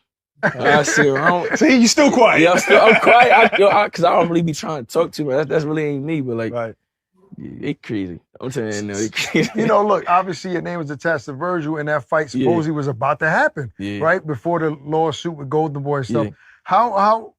How close was it to really happen before this whole lawsuit with him and Golden Boy? In my eyes, I thought it was done after he fought losing. Did you have a date? Or it was three different dates that they had. It was one in March, it was one in April, and one in May. And then after the third one in May, I'm like, come on, like it ain't gonna happen. That's when I'm like, it's not happening. I'm like, yo, I told them, I'm like, yo, go get me Xander. I'm like, yo, so you asked for him. That's the next best. Yeah. Stand up. What up, homie? I asked for the new bill was happening. Yeah, I just that's what I said. Like, they could have came out and said, look, we couldn't agree to the weight or whatever, so the fight didn't happen. But instead, they tried to make it seem like it was Boots just not wanting to fight or not being willing to fight. That's the biggest problem I have with them. They always try to paint everybody out as a duck when the business don't be right? Like they did it with Rolly. The business, the money ain't right. After saying it was right, then it's like Rolly's a duck or Rolly is this. It's like, nah, bro. Y'all just couldn't agree to terms. You couldn't get what you wanted, and it's understandable. So now you're moving on to another situation. But they couldn't just be simple with Boots. And, Boots ain't ducking no damn Devin Haney. You know what I'm saying? That shit just don't even make sense. So, and then, furthermore, when his dad got asked about would y'all fight Boots, he got all quiet and didn't say nothing. He ain't say shit when he got asked about fighting Boots. So it was wild. Yeah, me neither, P Hunter. I'm with you, bro. So did Eddie like say, yo, we tried, but it's not gonna happen like with Virgil. So we have to go in a different direction. For sure. That was kind of like this exact words. Like we gotta move on. We can't. And I told them that too. I'm like, we gotta move on. We can't be sitting around waiting for him. And the next thing you know, it'd be the end of the year, and I ain't fight all year. Yeah, then what? That's true. So why not go take 2 belts and become a unified weight division champ? At 154, well, a 2-time unified weight division champ. So 47 and 54. So why not? You know, you were Al Heyman guy before Matchroom, right? You work with Al. I don't know if it was contractually, but you. Yeah, I was fighting on his card. Yeah. Was he ever advise you, like your manager, so to speak? No, like I had my own team. Yeah. So he you never had no like ties to him. No, I was just like fighting on the cards. Because they made it seem like you left Al to work with Eddie, but that's not really the reality. Like that's what people were saying. So did you have a conversation with him? Well, I'm not gonna be on your cards. I'm gonna start fighting on the zone. No, Matchroom. Never had a conversation with him. Never talked to Al. Wow. Yeah, So it was more so like through Espinoza. Oh, right. So have you ever spoken to Al face to face? Oh, so I don't know why people would even think of stuff like that. Just because I'm fighting on the cards and stuff. I was fighting. Look at that. He said he never spoke to Al face to face, but people will tell you got to call Al to make fights when that's not in fact how it goes. Shit is crazy, man. The more stuff you learn, y'all think I'll just be playing these interviews just to play them. It's always a bunch of Jews in there when you let these fighters talk, bro. Never even met that man face to face, but you know everybody's supposed to call him when it's time to make a fight. Absolutely, Kyle. That's all I'm saying. That's my biggest issue with them as a team. The duck narratives, all the narratives that end up being false, and it become damaging to the next fighter. You know what I'm saying? For trying to fight him. On almost every card for real.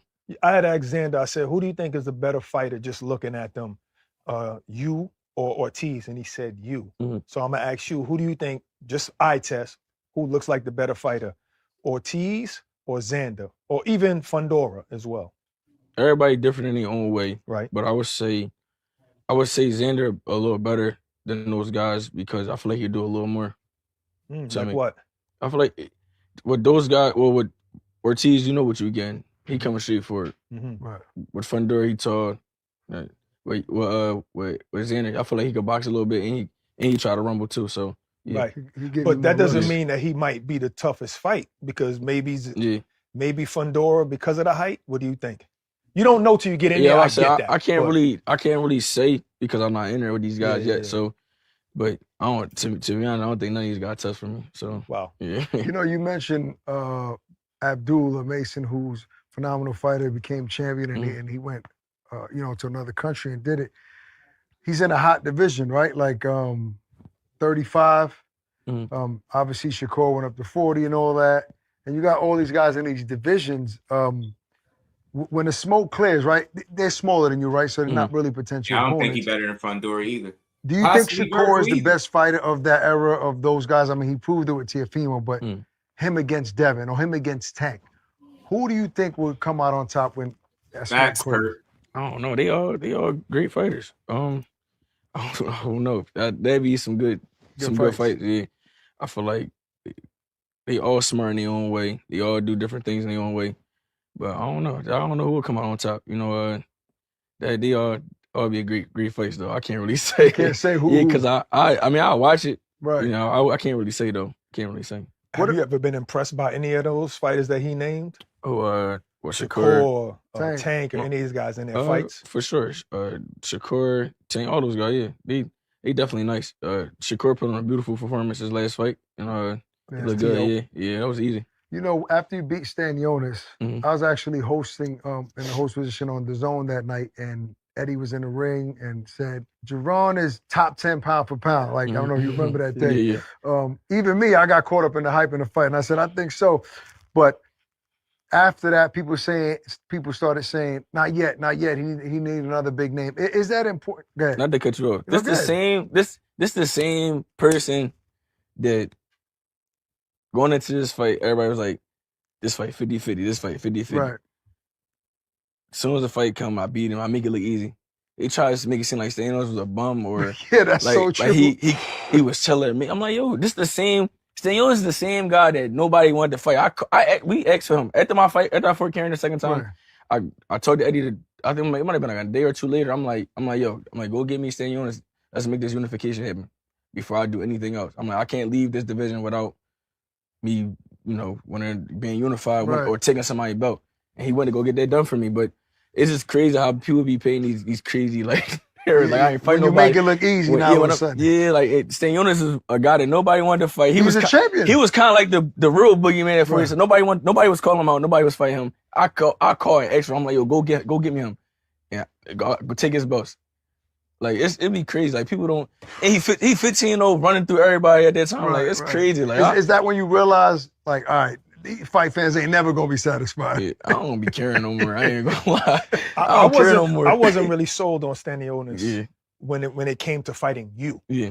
I didn't think that was going to be a problem for you. You know what I'm saying? So when you beat him, I was like, all right, Ak. Because Ak was like, yeah, he's top 10. And I was like, yeah, but who we supposed to take off the 10 list? Right. You know what I'm saying? All these dudes got names that they beat already. Like, I could see that he's great, but who we going to take off? So where would you put yourself on that list? I don't really care for them listening. I don't really care. Like, yeah, but if you kicking and talking with your brothers, y'all sparring or whatever, and you be like, come on, you better than so and so. You need to be here. You need to be here. You ask me, I'm number one. Right. Yeah, and that's how anybody gonna think. But I really believe that, and I'm gonna show. Yeah, it's just time gonna tell. Like I feel like everybody they gonna see. They're gonna see, and one fight at a time. Do you ever get scared that you might end up the way, even though Crawford ended his career beautifully with the fights that people wanted to see, and he just went out on top. But it took a while for him to get those big fights. You know what I mean? A lot of years, it looked like nobody wanted to fight him. Do you get scared that might happen to you? Right now, no. You think it's early on in my career? Is it Eddie or what? What is it? I think just Eddie on my team, just my team in general. I feel like the way we moving, I think these next couple of years, y'all about to see like a whole different me. And I feel like like I said, I'm gonna run through this division and then go do it at 62. So yeah. How many divisions do you want to conquer? I'm gonna say all the way up to 68. 68. Yeah, 68. I think I'm gonna chill at this. Like that means you be walking around like 190 with no problem when you be eating 200 right now. You know, I got to ask you about this, Jaron. The Eddie Hearn and Conor Benn seemed like they had an amazing relationship and a loyal one, right? Obviously, you've seen what transpired in the last month or so. What was your first reaction when you saw the news Conor Benn signs to Zuffa Boxing? I ain't gonna lie, I thought it was fake. You know, you thought it was fake news, yeah. Yeah, I thought like sometimes we be seeing. I be like this with me. I be like trying to stay off the gram and all that stuff on Twitter and all that. But when I did see, I'm like, this don't gotta be fake. So I'm like, but then I just kept seeing it. I'm like, oh no, it's real. I'm like, it's crazy. I would never thought he would, leave Eddie, but right. But they saying, but he did say in his defense, it was a $15 million payday. I don't know if that's true, but that's the reports. He got $15 million also what? To fight Regis Prograis. That's what the news said. That's what everyone's saying. That's what they're saying, and that's what. Look, obviously he's kind of alluding to that too, saying I got to do this for my family. I got to take care of my family. Yeah. So and it's supposed to be a one fight, but now obviously he just did a multi-fight deal with Zuffa now. So, but before the Regis fight, that's what they were saying. How does a fighter like decipher that and turn down that much money and with and not stay loyal? Like what would you do in that situation? Would you have a conversation with Eddie like, yo, this is too much money to turn it down? I mean, my first thing is to have a conversation with Eddie and my team and see what's best. Right. You know, I ain't gonna just get up and just dip. You know, dip without saying that. Eddie said that he ain't even want to talk to him. No, see, I ain't.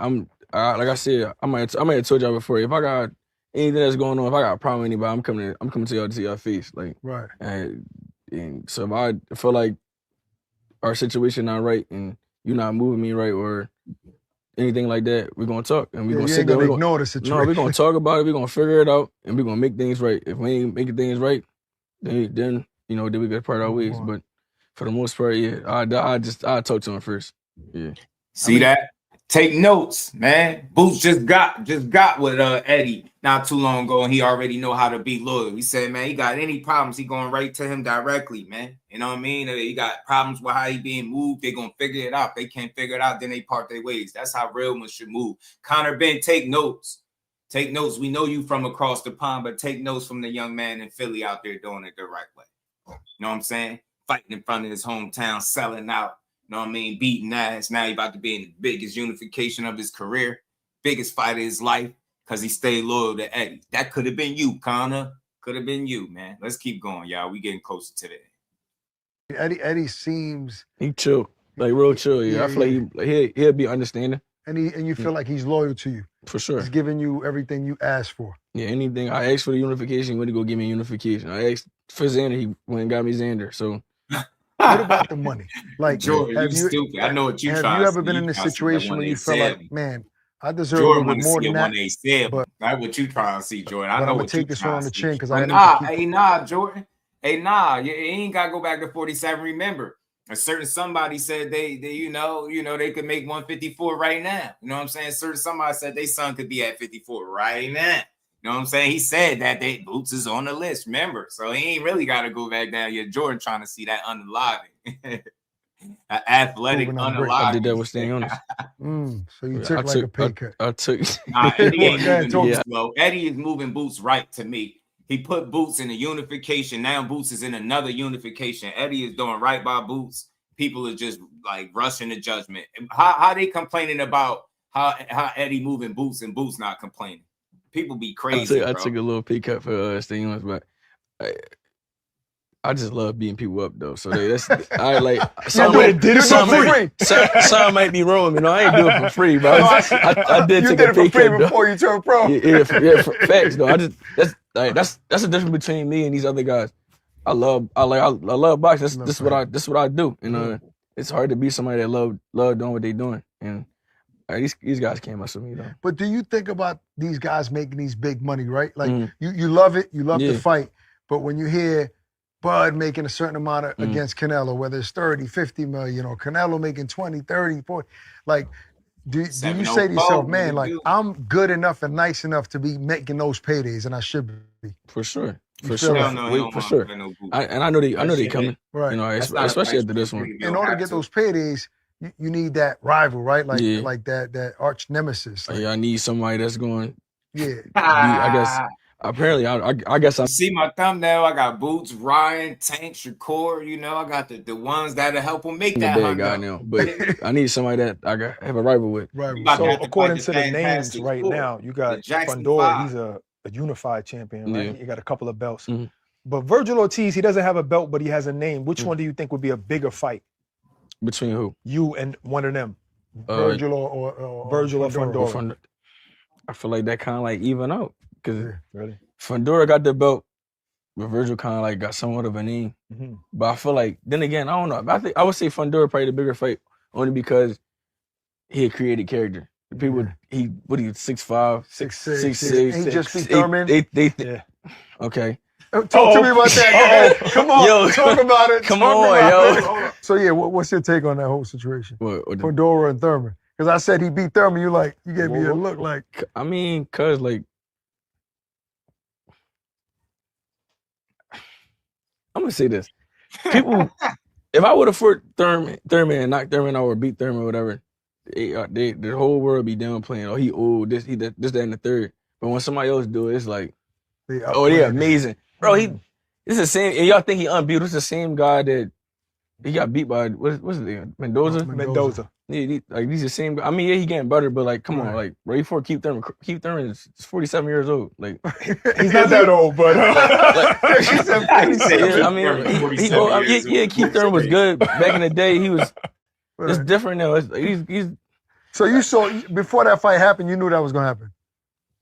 At first, I'm like, I did an interview. I think I did an interview somewhere. I was like, I think Fundora gonna stop it. But then something in the back of my mind was like, yo, Keith Thurman can win, like pull it off. Yeah. I'm like, then I started changing. I'm like, I think Keith Thurman can pull it off. I heard that. I heard you say that. I think Keith Thurman can pull it off. Yeah. He was 176 years old when they fought. But you got to understand that the reason why they might have treated him different than you is expectations. Yeah. That's kind of like a compliment. Yeah. So when Floyd used to fight dudes who were great, they'd be like, "Oh, you only fighting him." Yeah. Meanwhile, if anybody else beat him, they're like, "Oh, wow." That's what I was saying before. I'm like, even with the Xander situation, the two guys that he got the belts from, the whole world be bashing. Like, he still ain't fighting nobody. Yeah, he does, but he didn't fight. Like, come on, like y'all letting everybody else slide with this.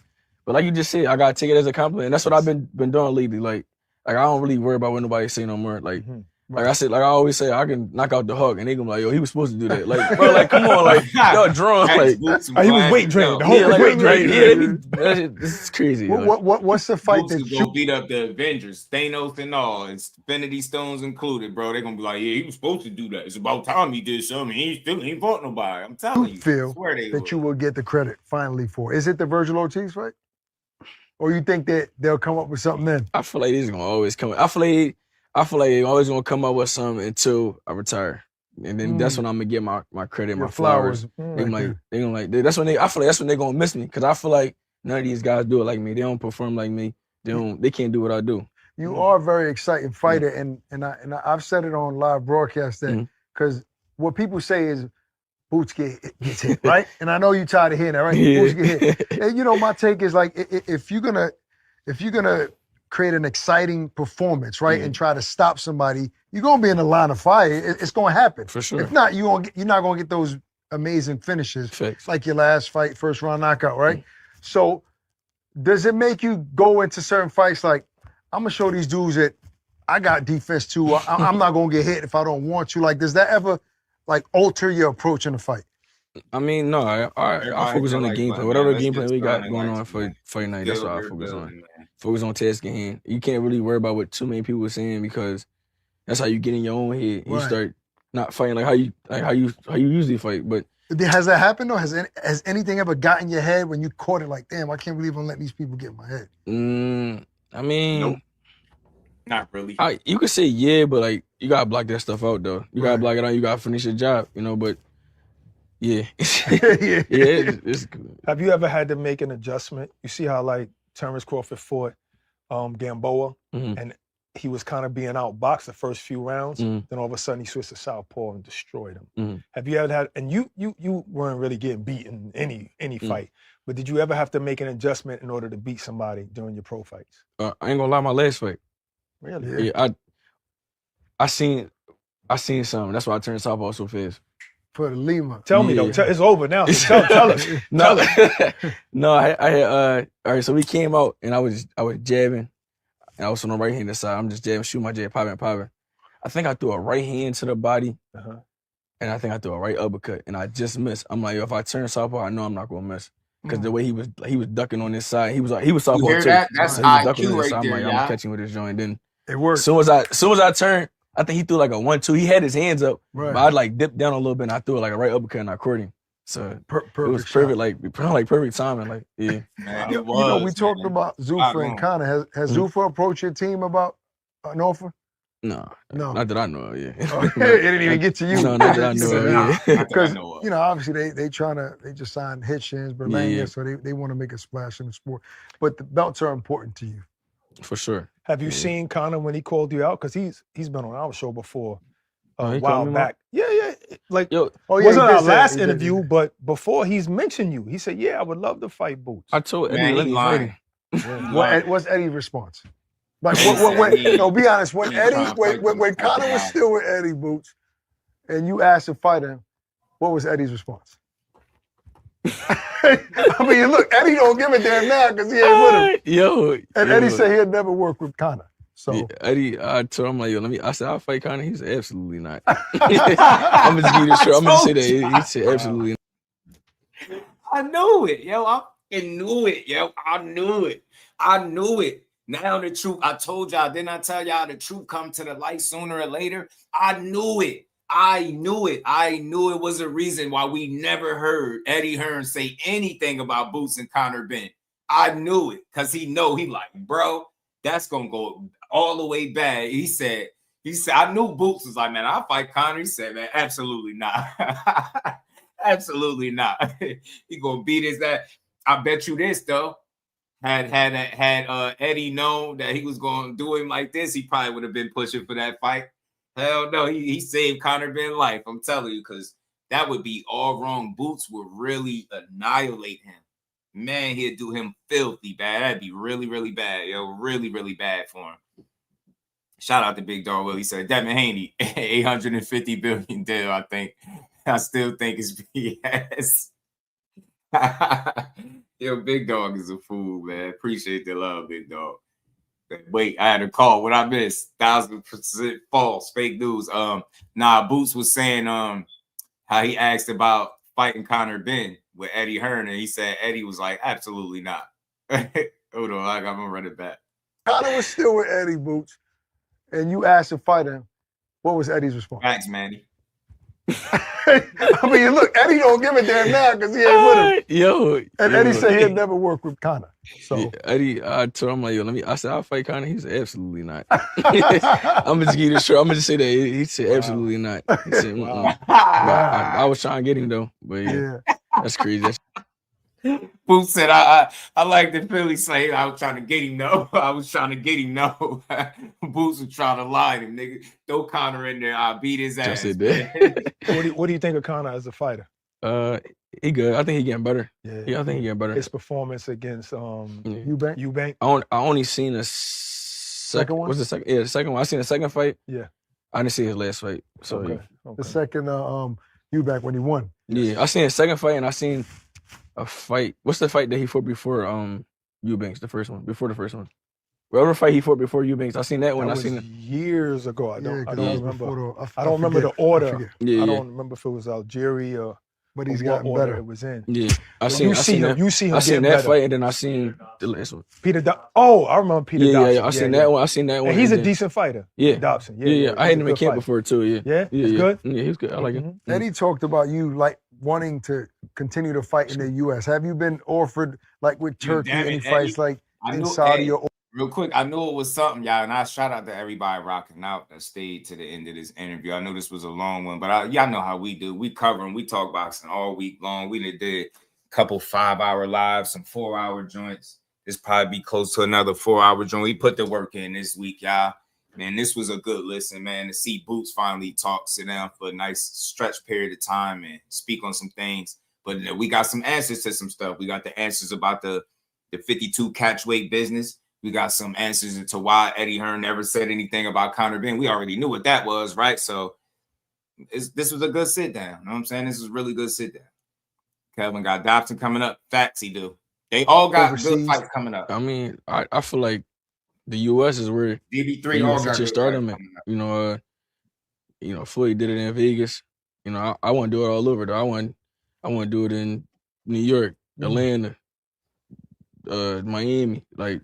Do you ever get nervous about ticket sales? Like, we know what you've been able to do in Philly, right? Like, even in AC. I've been at those fights, and people come out for you.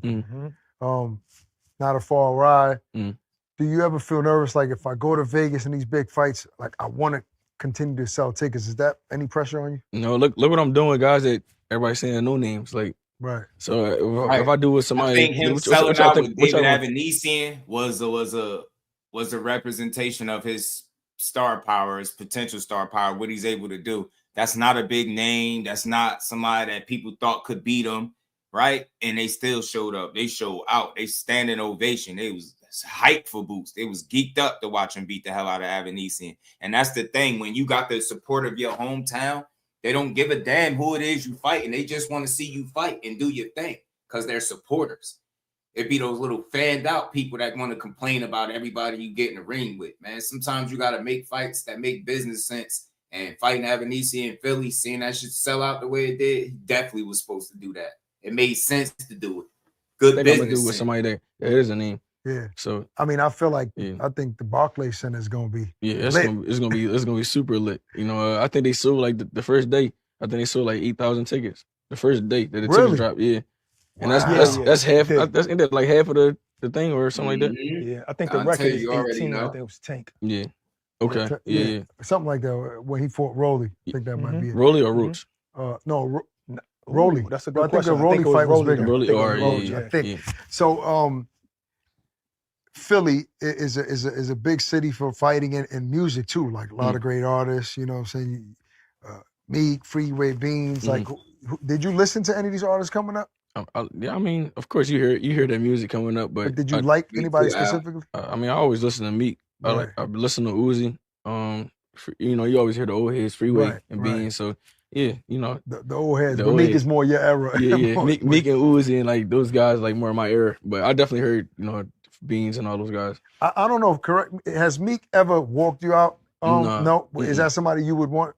I mean, yeah, for sure. He's from Philly. Right. Yeah, of course. You know, I tried to get him walking me out a couple times, but he's ever been to any of your fights? I think he was at the first Kieran fight in DC, and he was at the Evanescence fight, and I think he was at the second Kieran fight too. So I should try to put that together. Give me the walk through. I think it'd be dope. What's your feeling on another Philly great, Allen Iverson? I was actually at the game with him a couple of days. It might have been 2 weeks ago. What game? Playoff game? No, 2 weeks ago. It was like 2 weeks ago. They played. I think they played the Pistons that night. Oh, okay. That was OKC. OKC. Yeah, OKC. Because Shy was playing. Yep. So you think you're nice on the court? You know you moving when you don't even remember what you be doing, bro. I can just shoot though. You can shoot. Yeah, I can shoot. Yeah. You can't dribble? You can't. Not like how I used to. I mean, I can dribble, but. But do you ever play pickup ball like for fun still? Yeah, we just played not too long ago.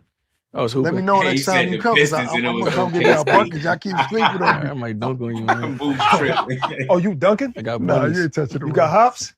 I need to see that in person. Was Allen Iverson somebody you looked up to? For sure. He Philly icon, Philly legend. You know, with all the way to the crossover, iconic cross. AI had everybody braiding their hair a certain way for sure. Crossover. Yeah. To so small and still big at the same time. It's crazy. Yeah, like he had a big impact on Philly, and he's not even from Philly. Right. It's crazy though. Like they adopted him for sure. Yeah, for sure. Yeah, for sure. He definitely cool though. Super cool, super chill. He said he gonna come to the fight too when I was talking to him. So yeah, so I don't know. He might see AI on the walkout with me. Oh, have you seen anybody? Because I was trying to Google and find somebody in the boxing world that's saying that Xander's gonna beat you. Have you seen anybody in boxing that's saying Xander's gonna beat you? I feel like they doing the same thing that they was doing with this thing on us. I feel like I see a lot of people saying it's 50-50. I ain't see that. I've been seeing it. I've been seeing a lot of people saying it's 50-50 or Xander big. They are saying that. People using the size. But he is big though. So that day that y'all saw each other face to face at the press conference, what did you think? Hell yeah, big he not even big. You don't think so? He had on these product drones. It had these like little. He like a head on it. Yeah. We probably like the same size. He might be a little. The first time I saw him in person, I was like, he's bigger than I thought he was. Yeah, that's all I'm saying. So you looked at him, you said, okay, he got on those platform shoes or whatever. He ain't really that big. No, I ain't. He's confident though, right now. That's good. Absolutely. And absolutely. There are some people that are using the size thing, like you said, like, oh, Boots never fought nobody this size. He's gonna know what it really feels like to be at 154. Does that motivate you? For sure. But people don't know, like, the bigger they are, I'd be putting big guys out. Yeah, cold. I've heard stories in the gym. I'm talking about big cold dudes. with 18s on. So what you think I'm gonna do? Right. With 8 ounces or 10 ounces on them? That shit just funny, man. I be putting big guys out cold with 18s.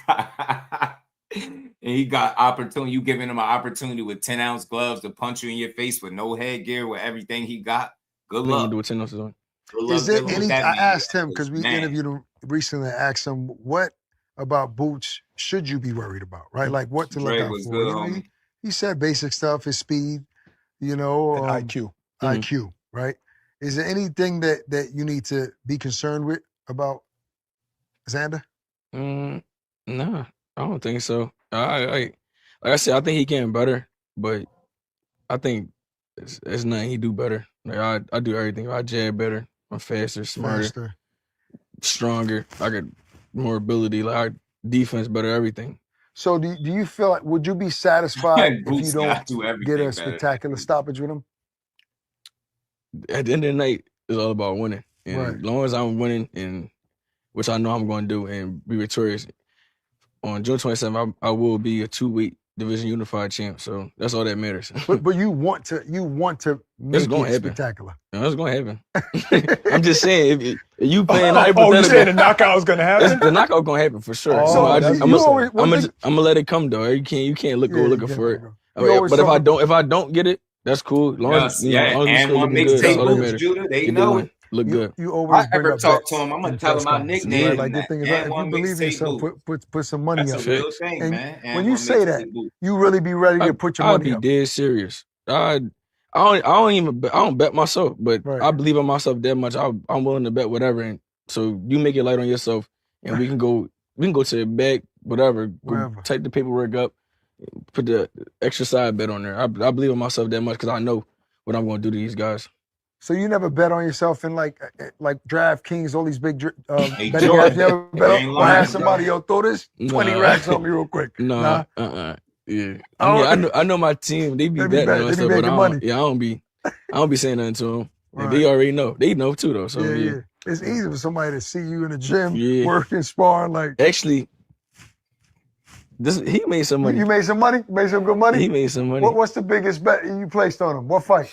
His last fight, I called the first round knockout. Yeah, really? he was put saying money on that. He was so saying you bet first round knockout. He was saying that the whole camp though. He kept saying it. Really? When I came back from Canelo and them, and I was sparring, he kept saying like, yo, he looked super strong. He kept saying like, he looked super strong. His back looked big, and he was like, pause. Yeah, he was just because that was his first fight at that weight. Yeah. So I'm like, he looks stronger. I'm trying. It's daily at 54. I'm trying to tell you. So you had odds on. So was it a come up bet? You just put a little bit, or was it a come up bet? What you put up there? This is a money talking hour right now. You quit your job? I was able to give me a nice watch. Okay. Oh, there was a lick. You got a lick. You got a rolling. Yeah. Nice watch. Man, you get people paid. No, I guess I gotta start placing bets on Boots and make some money. And Step did too. Young boy Step. Yeah, for sure. He cracked on the head. Yo, and remember the somebody bet on the time frame. Like I was gonna stop him in between a minute. No, it was a minute 50 to 3 minutes. And they won so much money from that. I think they won like 20 bands from that. Really? Yeah, that was crazy. It was like I think like $200 or something like that. Damn. Or $100. He won like 20 bands from that. He said it was the last minute of the first round or something. Yeah, because I started in like a minute and 59 seconds, right? Or something like that. Man, you can place bets even parts of a round. That's crazy. I don't know nothing about no bets. So I be crazy. They be know all that stuff. Boots, you have a quota in mind? Like I ask a lot of fighters, it's like, how much money you think is enough money before you say, all right, I've done what I had to do in this sport. I'm moving on to the next chapter in my life. Is there like a number you had? I need to make $50 million when I'm all said and done with all the money I made, or I need to win X amount of belts before I'm done? I don't want to put a number on it because I feel like with this time right now, like I feel like money just people getting more money and more money. Right. Like, so you don't know. You don't. I can't. You might say 50, it might be 100. Yeah. I'm about to say I might say 50, it might be 300. Like it's nowadays. I feel like we making more money now than it was back then. Like, so I ain't gonna put a number on it, but when it's all said and done, like I said, 140. I did it at 47. I'm gonna do it at 54, 60, and 68. So how do you most fighters want to retire the way Andre Ward did, on top, faculties there, made enough money, but most of them don't. They always boxing retires them, right? And you love the sport so much. Yeah. Do you really feel like once you conquer 168, if that should happen, you can bow out, even if you win, even if you're undefeated? For sure. I'm definitely retiring as an undefeated legend for sure. I could do it. Is there an age limit though? I'm 28 now. I'll be 29 the day before the fight, right? Before the fight. So give yourself a nice little birthday gift. Yeah, great birthday gift. Shout out to Boots. This is toward the end. This was a good sit down. We don't gotta hear the rest of it, man. We got the answers to the stuff we wanted. Let me run through a couple quick videos. Let me pull up the joint from Schofield because I see you, big dog. I see you asking about it. So let me get this joint up now. Let me get it up, man. I think he said I think he was saying Tank is not a threat. Tank not a threat, but Gary Russell Jr. is, or something to that effect. Something weird his ass was saying. We gonna pull it up. $100 million man, huh?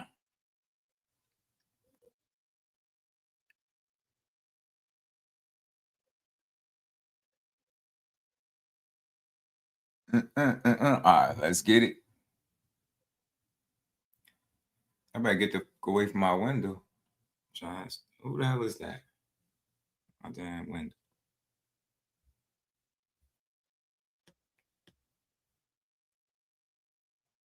Kid, how homeboy Lucas' face would have been. Probably would have been stopped because the eyes swelled up or the nose broken because he get hit a lot. He don't get hit. He get hit a lot.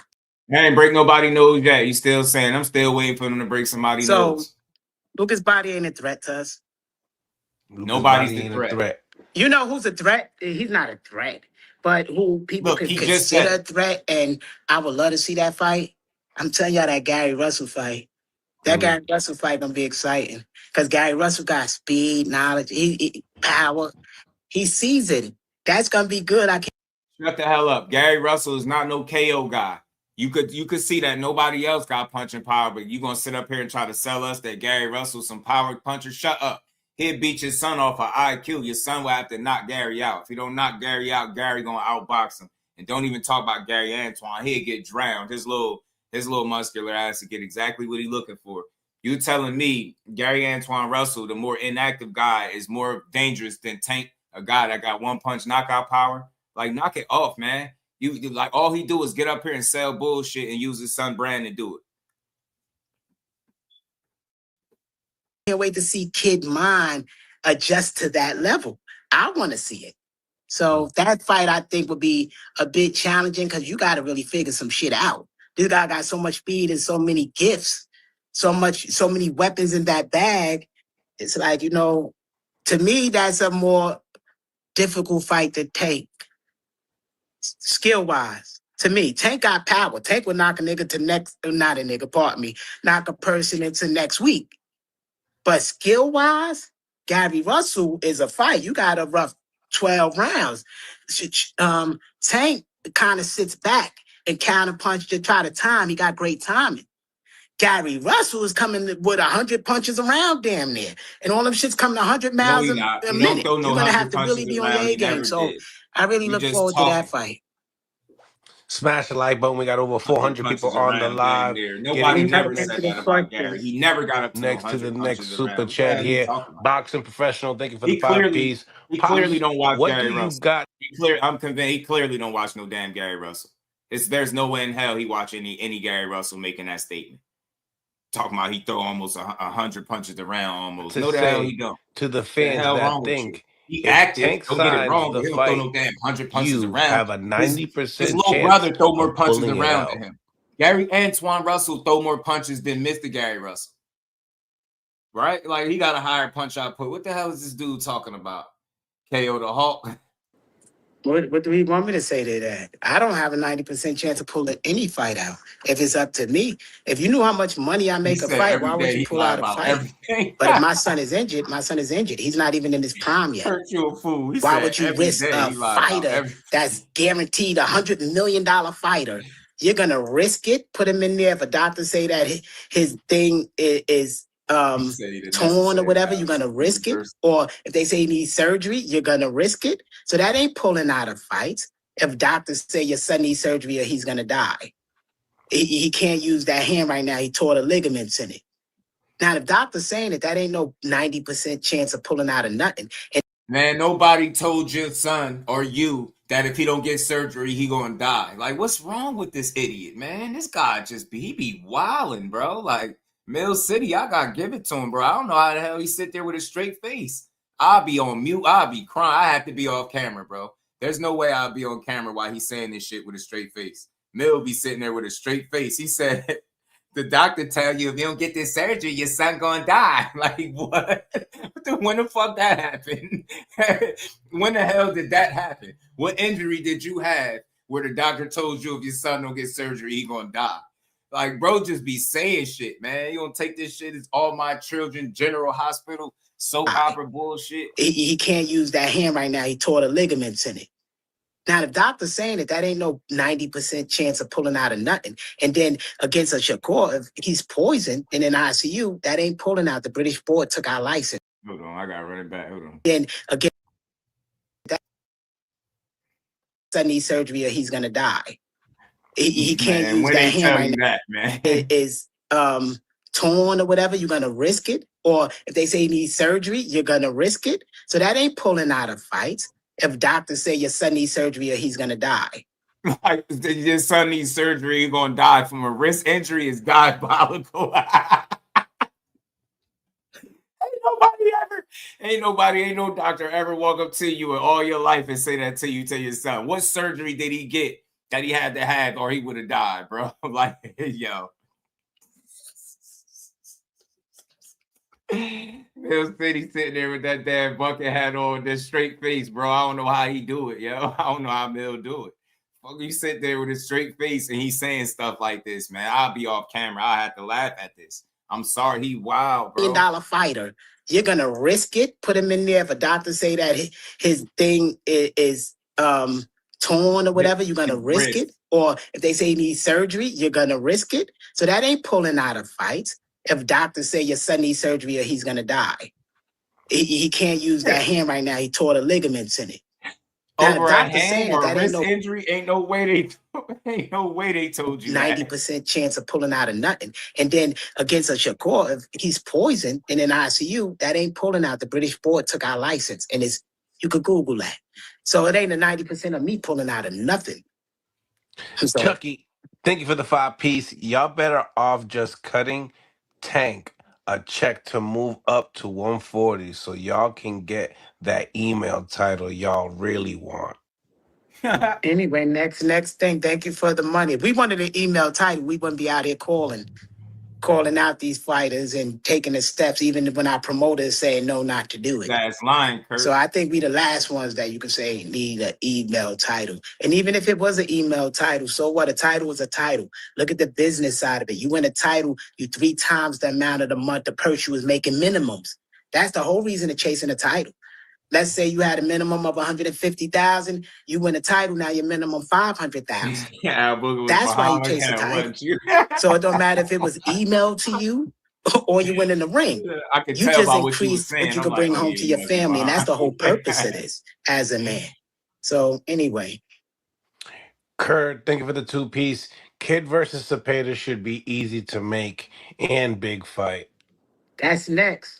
That's why we want to fight for the WBA so we can fight a unification fight against the winners of Cepeda or Rose. Real quick, shout out to Big Dog Willie, because you must really read my descriptions, Big Dog. Most people just read the title. You must have read the description and asked about Schofield. So I just want to say this. Shout out to Big Dog Willie for really being a genuine supporter, bro, because you had to really read my description to see that I said something about Schofield. That's why we trying to get the tank. Because that with the winners would be a great thing. Every time, bro. But if Tank move up, then it is what it is. We'll fight Lucas Body, and then every time he lies, his hairline go back a half an inch, a quarter look to inch. Fight Cepeda or Roach, whoever win, and get that unification. Because I don't think Mason might want to get in the ring and unify if we had 2 titles and he had 1. I just gotta stop him right there, yo. You are full of shit, dude, and the stinky kind. You're an idiot. Mason never turned y'all down. Y'all turn him down. The fact that you sit here with a straight face with them damn dreadlocks and that forehead all in the screen lying, bro. Your ass lying. Mason ain't turned y'all down. We watched this. You clout chased. You asked for a fight and you got one. They gave you the opportunity after Shakur. You told the world $2.5 million was your price. You keep saying maybe Mason will want to fight us. You keep bringing up Mason. He not thinking about you. Mason about to defend his title on the 4th of July at home with his brothers fighting with him. Mason done ran laps around you already. He ahead of Kid Austin. You need to fight him. You need him. Maybe Mason will want to fight us, man. We seen that damn sparring. I'm tired of you. I like Kid Austin. His dad just don't keep it real at all. He lie about everything. He said Kid was beating up Kid Austin, and Kid Austin was beating up Abdullah Mason in sparring. He told him to just work on defense. Then when we seen the sparring clip come out, Abdullah Mason was putting hands on him. So all this dude do is lie, bro. All he do is lie. Young Mason will beat your son ass for real. You better be glad they not. Man, I guarantee Oscar De La Hoya wouldn't dare try to make that damn fight right now. Oscar a real fighter. That's one thing about him, man. He a real fighter, man. Mason will really hurt Kid Austin right now. I think it could be a good fight as long as it lasts, but the skill that Mason got, the talent that he is, and what he long arms. Nah, bro. Better school. He better school. He got a real support system. Not saying Kid don't, but he got some real ones around. I think he stops Kid Austin or beats his ass. That's what I think. Kurt say he glue his dreadlocks. Then that might work that way, but it is what it is. It's just business. If people could just look at the business side of it and get the emotions out of it, then they'll be okay. Chucky, thank you for the 2-piece. Going into a Tank fight thinking Tank's regular. Clown. Wow, we was in training camps with Tank. I know he's regular. I watched Tank get stopped before. This ain't no. That's why I'm saying to these people, he's unregular. We've been around him since we was 17. He's regular. Not saying regular is a bad thing. Any guy is regular. Let me clear that. Any guy is regular. I know what he's trying to say. He's just saying basically Tank is human, right? But the fans are gonna say what they're gonna say. You can't just disregard what Tank is, bro. He got a wealth of experience over your son. He's far more patient than your son. He's a great counterpuncher with great timing, and he sets great traps. And you talking about you got a wet behind the ears, not even ever fought for a world title. The biggest, his best win is Tevin Farmer, but you're gonna put him in there with Tank with the ideal that he gonna go in there and break Tank nose and knock him out. Get the hell out of here, man. Damn, bro. It's like not even respecting the craft. Tank is very experienced. He a calculated killer in the ring. Your son gonna mess around and jump in and do some of that goofy shit. Tank gonna pick up on that patterns and sleep his ass. I really mean that. I think Tank catches Kid Austin jumping into something and knocks him the hell out. I really do. But they keep asking for it. I'm starting to hope that Tank just come back and just say, you know what? I'll beat his ass. You know what I'm saying? Because see how you be talking then. But the thing is, we have an advantage over him. And after the fight, the world will see what the advantage was. Obama, thank you for the 5-piece sub meals. I think Kid should test himself with Pitbull before that Tank fight. Why? Y'all said we should test ourselves with Tevin before the Tank fight. I mean, Tevin is a two-time world champion. Tevin I remember they was. No, we didn't. No, we didn't. Don't put that on us. No, we didn't. Nobody in the boxing world said Kid Austin need to fight Tevin Farmer next. Nobody in the world said that. We don't have a problem with you fighting him and beating him, but nobody in the world was checking for Kid Austin and Tevin Farmer. That's stupid. You calling for the absolute top guys, but then you fighting dudes that's way lower on the totem pole. Shit is wild, man. I'm telling you, yo, he gonna get his son hurt. Tank, and the fact I get what he's saying. Tank is he's a human, right? He bleed like my son bleed, but he ain't regular when it comes to boxing. And that night quill that he'd be administering on fight night, it won't be regular either. Yeah, Tank will sleep Kid Austin. I think he'll catch him jumping in. I really do. Or he'll set a trap and he'll pick up on Kid Austin's patterns. He don't have enough creativity and or patience and experience for Tank, respectfully. Can he make it a good fight? Yeah, because Tank gonna throw a whole lot of punches, so maybe that'll leave opportunities for Mason. But once Tank pick up on his cadence and his rhythm, the rest, y'all already know what's gonna happen. Y'all know. We've seen it time and time before. And I'm sorry, until I start seeing it consistently not be like that, I have no reason to believe that Tank can't knock out a guy that is so inexperienced, like when it comes to levels. So he ain't fought nowhere near on that level. At the magnitude of that fight, none of that, man. Tank sleeps Kid Austin to me any day of the week. Focus Tank. Pop is crazy. He's ruining Kid's career. Put him in with Tevin. Tevin is gonna school him. Tevin gonna do this. Kid ain't ready, right? Now they saying the same damn thing. They'll never be satisfied. The fact that you said we said some shit about Tevin Farmer that we didn't say, there might have been some people that said, but the consensus wasn't that Tevin was going to ruin Kid Austin. I don't think nobody was saying that. And the fact that you think Tevin Farmer and Tank Davis is like the same, like you can't make, there's no comparison that you can make. That's not even remotely the same kind of challenge. But the fact that he has this unrealistic like ideal of how Tank is not this. Matter of fact, he just said Gary Russell is more dangerous than Tank. That I rest my case right there. Not the guy that can end a punch with one fight, but the guy that's more than likely gonna have to outbox your son. He sat up there and tried to sell us that Gary Russell was some type of power puncher. Yeah, he got power, speed, he got everything. Crazy work. So I ain't worried about what they say. The real fans know that we want the best fights, and we don't care win, lose, or draw. So what he's talking about is crazy. He talking about his crazy. Rodney Harris, thank you for the 2-piece. Pops, say Tank, no threat, but a risk, no difference. No, he's no threat. Tank is any man is a risk that could counterpunch a person when they throw. And if they got power, that's a risk because if you don't see the punch, your lights could be out. Or you could be in the hospital. You could really, because the head not designed to take punches. You could really be critical from something like that. So it is a threat. But for us, it's no risk with saying, I don't believe he has the ability to land that shot to hurt Kid. Not that he don't have the strength. Now, mind you, there's great fighters in time that fought power punchers and beat them. Look at Ray Leonard and Duran too. Duran was a power puncher. Leonard just moved around on him. They could go into science of the whole science of boxing and see so many examples of that. We know he got power. We know he wanted being close. Our job is not to allow him to do that. And I believe Kid got the skills to do that. The same way Shakur, remember they don't want to fight Shakur in a sense. He said that because he's going to make it boring. How's Shakur going to make it boring? He's going to jab and keep the range. What Shakur do? Or tie up on the inside so he don't get uppercutted. He going to use bait. Shut the fuck up, man. You goofy ass dude, man. I'm sick of him. Big ass teeth and that forehead and them fucking 10 dreads. Shakur don't just tie up in the inside so you don't get hit with an uppercut. If you actually watched him, you'll know he a damn good inside fighter. I bet you he a better inside fighter than your son. Hell, you talking about he don't just go in the inside and tie up.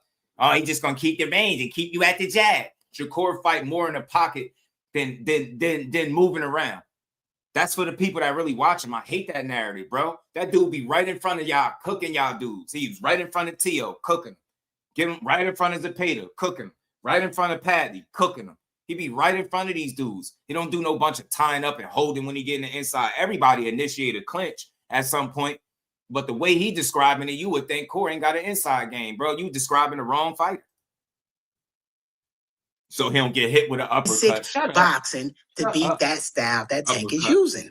It's the science of boxing. Styles make fights. So Tank ain't a threat to us, but it's a dangerous fight. He's not a threat, but it's a dangerous fight. That shit just sounds stupid. Wouldn't a dangerous fight be somewhat of a threat? Damn, dummy. Damn. Just say, yo, Tank is a dangerous fight for anybody, not just my son. Say that. And say we'll still beat him. But you like, you just did all this praising about Gary Russell, who's been far more inactive than Tank, talking about he more dangerous than a guy that got one punch knockout power and been more active. This dude be pissing me off. And Tank fought through more weight classes. This guy's an idiot, man. Yeah, when the first time he lose is gonna be because of Pops. I'm convinced. When he loses, it's gonna be his father's fault. I like you, Kid Austin. Your father just he's strange, man. It's a strange dude. This is a very strange grown man. Imagine if all right, have fun. Imagine if Ashton had power like. Well, that was over. We ain't starting this over. That was it. Shout out to everybody, man. Look, you heard him. Tank could beat the hell out of Kid Austin to me. I think Kid Austin can make it an entertaining fight. Tank don't throw a whole lot of punches. So maybe, like I said, there'll be opportunities for a young Kid Austin right there. But once Tank pick up on the cadence, his timing, his rhythm, his pace, different things like that, tendencies, and he set that trap, y'all already know what time it is. He gonna punch his ass into the sunken place. I'm telling you. And the fact that youngin think can't nobody hurt him. He said that dumb shit in the interview. I feel like nobody can hurt me. I'm like, yeah, that you sound crazy. Somebody gonna punch your little ass right out the ring somewhere. Every interview he talking about Tank. Every fucking interview he talking about Tank. That shit is annoying, bro. Just shut up about Tank. Damn. Don't say nothing else about Tank. That they don't just make you not want to talk about Tank. Shut up. I think this is the last video we're gonna get Rainbow Strain. I'm telling you, did he ever call somebody a heifer? Did he? I hope he didn't. How stupid, yo.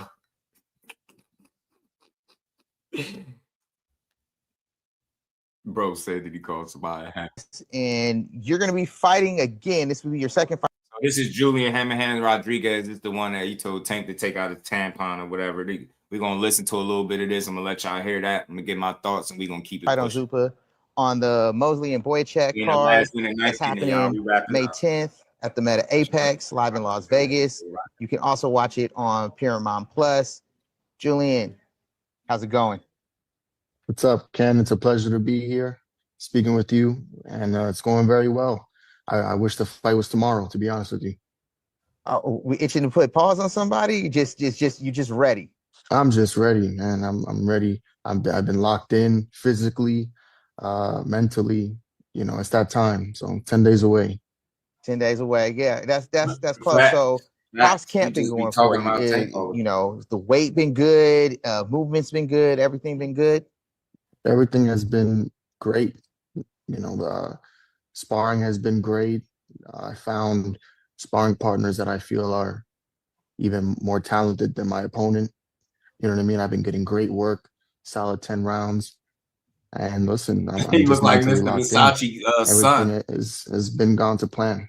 My weight, I could have Frankie made weight Ladeo. 2 weeks ago. He giving me Okay. Frankie Ladeo vibes from Moonwalker. Remember the movie Moonwalker?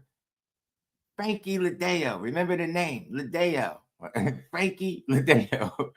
Todd was good what he said. That Mama Hopefield blocked me and is telling the other trainers not to rock with me. Yeah.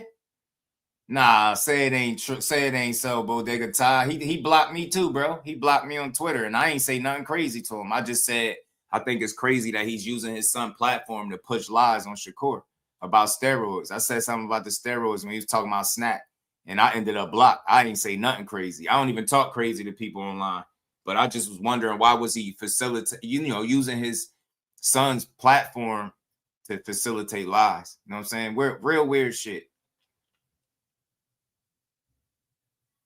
All right. Yeah. Sounds like everything's going good. Now, your opponent is coming off of back-to-back knockout wins. You look at the record, has over 50% of his wins are by knockout. 12. He blocked me, and then recently I was doing a live stream and I was talking about Kid Austin and his pops.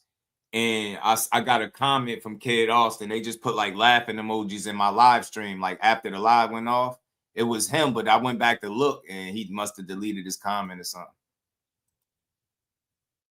Yeah, man. But these dudes, man, he had more supporters if his dad stopped moving so weird. Some knockout power yourself. So it sounds like we're in for an interesting fight. You're coming off the back-to-back wins off undefeated opponents. Your opponent is undefeated. What's going to give in this fight? I'm going in there to bulldoze him. That's it. It's no offense to him. It's just whoever Zuffa puts in front of me, that's the plan. You know, I'm not worried about what he's bringing to the table because I prepared myself for anything. My style is very versatile. I could box when I need to box. I can go in and put pressure. I like tall, lanky guys. You know, we saw that with the Avius fight. You know what I mean? The last fight was someone more my height. I feel like I have the tools to do it all. And we'll see once that first bell rings what he brings to the table, and I'll adapt off of that. Yeah, I was at that last fight. I was there in attendance. You look spectacular. If I'm not mistaken, you got one of the bonuses that night, correct? I got 2 of the bonuses, yeah. 2 of the bonuses. Yeah, see, let me not sell you short. He said, I got 2 of the bonuses. That's why we looking so good. He ready to come out here and celebrate. I see it. When you look good, you feel good. That's right. And when you feel good, you play good. And your right. You fight good. I get it. Yes, sir. Now, you talk about the importance of sparring, Yeah, having the right sparring partners. You yourself were tasked with that with one Manny Pacquiao. Talk to me a little bit about that experience, what you took from it, what you were able to adapt into your game with fighting arguably one of the all-time greats, and has led to some of the success that you've had. Yeah, I mean, I've been in a few world-class type of sparring situations. And you know what? Not to sound arrogant or anything like that, but it's not so much me gaining any new tricks or anything new. It's just about gaining the experience and getting in there and playing chess with the best. And, you know, once you start understanding strategies, like I said previously, I have all the tools. It's just about learning how to strategically use them for whatever's in front of me. And I think that's what I did learn the most about Pacquiao was how to conduct yourself outside the ring. He was very much an inspiration in that regard to me, because it wasn't like, frequently or commonly a lot of these fighters, when they're in big camps, they stay in the hotel room and they go to the gym when they get called, but with Manny, he liked his whole team around him 24/7 pretty much for the whole month that I was there. And I really was able to see him inside the gym, inside the ring, outside the gym, when he's on his off days, in his house, just things like that. And being side by side with someone, sharing that same energy space with an all-time great like that, really does help fighters if they're open to it, if they can perceive things like that. You know what I mean? And which I was able to do at that age. So I look back from time to time, and I always check myself when I need a realignment. You know what I mean? And yeah, that's what I'll always, have that in my vault. Right. So what it sounds like, it's not necessarily the skill set, but the mindset is what I'm gathering from what he fighting. I think he fighting Bullet Chuck. 12. I think Shane Mosley's fighting Bullet Chuck. I believe. From what you're saying. Just a gaining experience, being in there, and let's say he hits me with something, and I'm like, oh, I saw how he set that up, or he'll show me something, and in order for me to break down those barriers and get to him, I have to do something different. So, and that's just the name of the game, just a great experience, Yeah, yeah. Just to stay on it just real quick, his name's being floated around again with Floyd Mayweather. Is that a fight that you think will happen? And if it does, who do you have in it? Oh, Sugarcane. Oh, I thought you were talking about Shane Well, Mosley. I mean, I hope for their sake that it does happen. You know what I mean? Of course, it'll bring in a good amount of money. You know what I mean? So, blessings to them. Who I'll always side with Manny. You know what I mean? Just I don't really have a relationship. Yeah, they don't fit. They don't fit. They don't fit with what Ronnie Shields trying to do, or what type of trainer he is. They don't. They don't Floyd, fit the I don't mold. really know him. Yeah, Shane versus aside Bullet from what Chuck. I see on camera. You know what I mean? So, but I know Manny, so I'm going to support Manny in that regard. Okay. Talk to me a little bit, because your experience with Zuffa, it's giving you some good opportunities. Say you win this next fight, are you looking to get that first belt in that welterweight division as Zuffa? Of course, I'm looking for that's my main goal, to be the first Zuffa world champion. And with that being said, I know Zuffa has the power and the strategy and the experience as far as business to guide my career in the right way.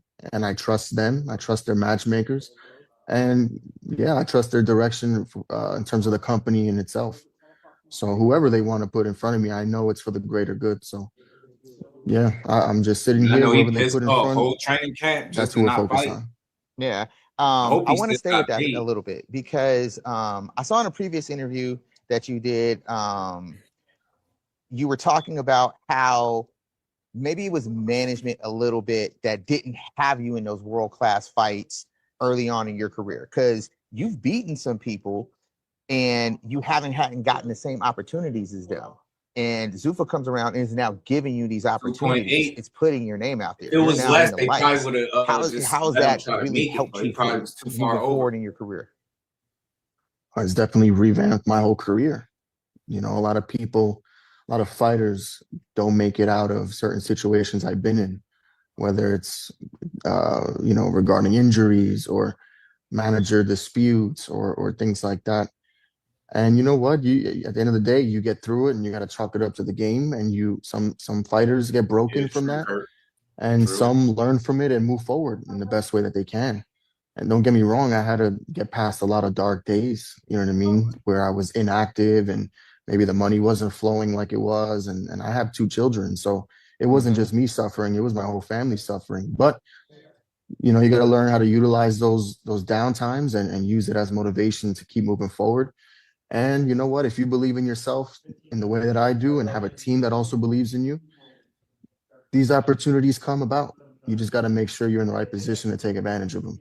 Yeah.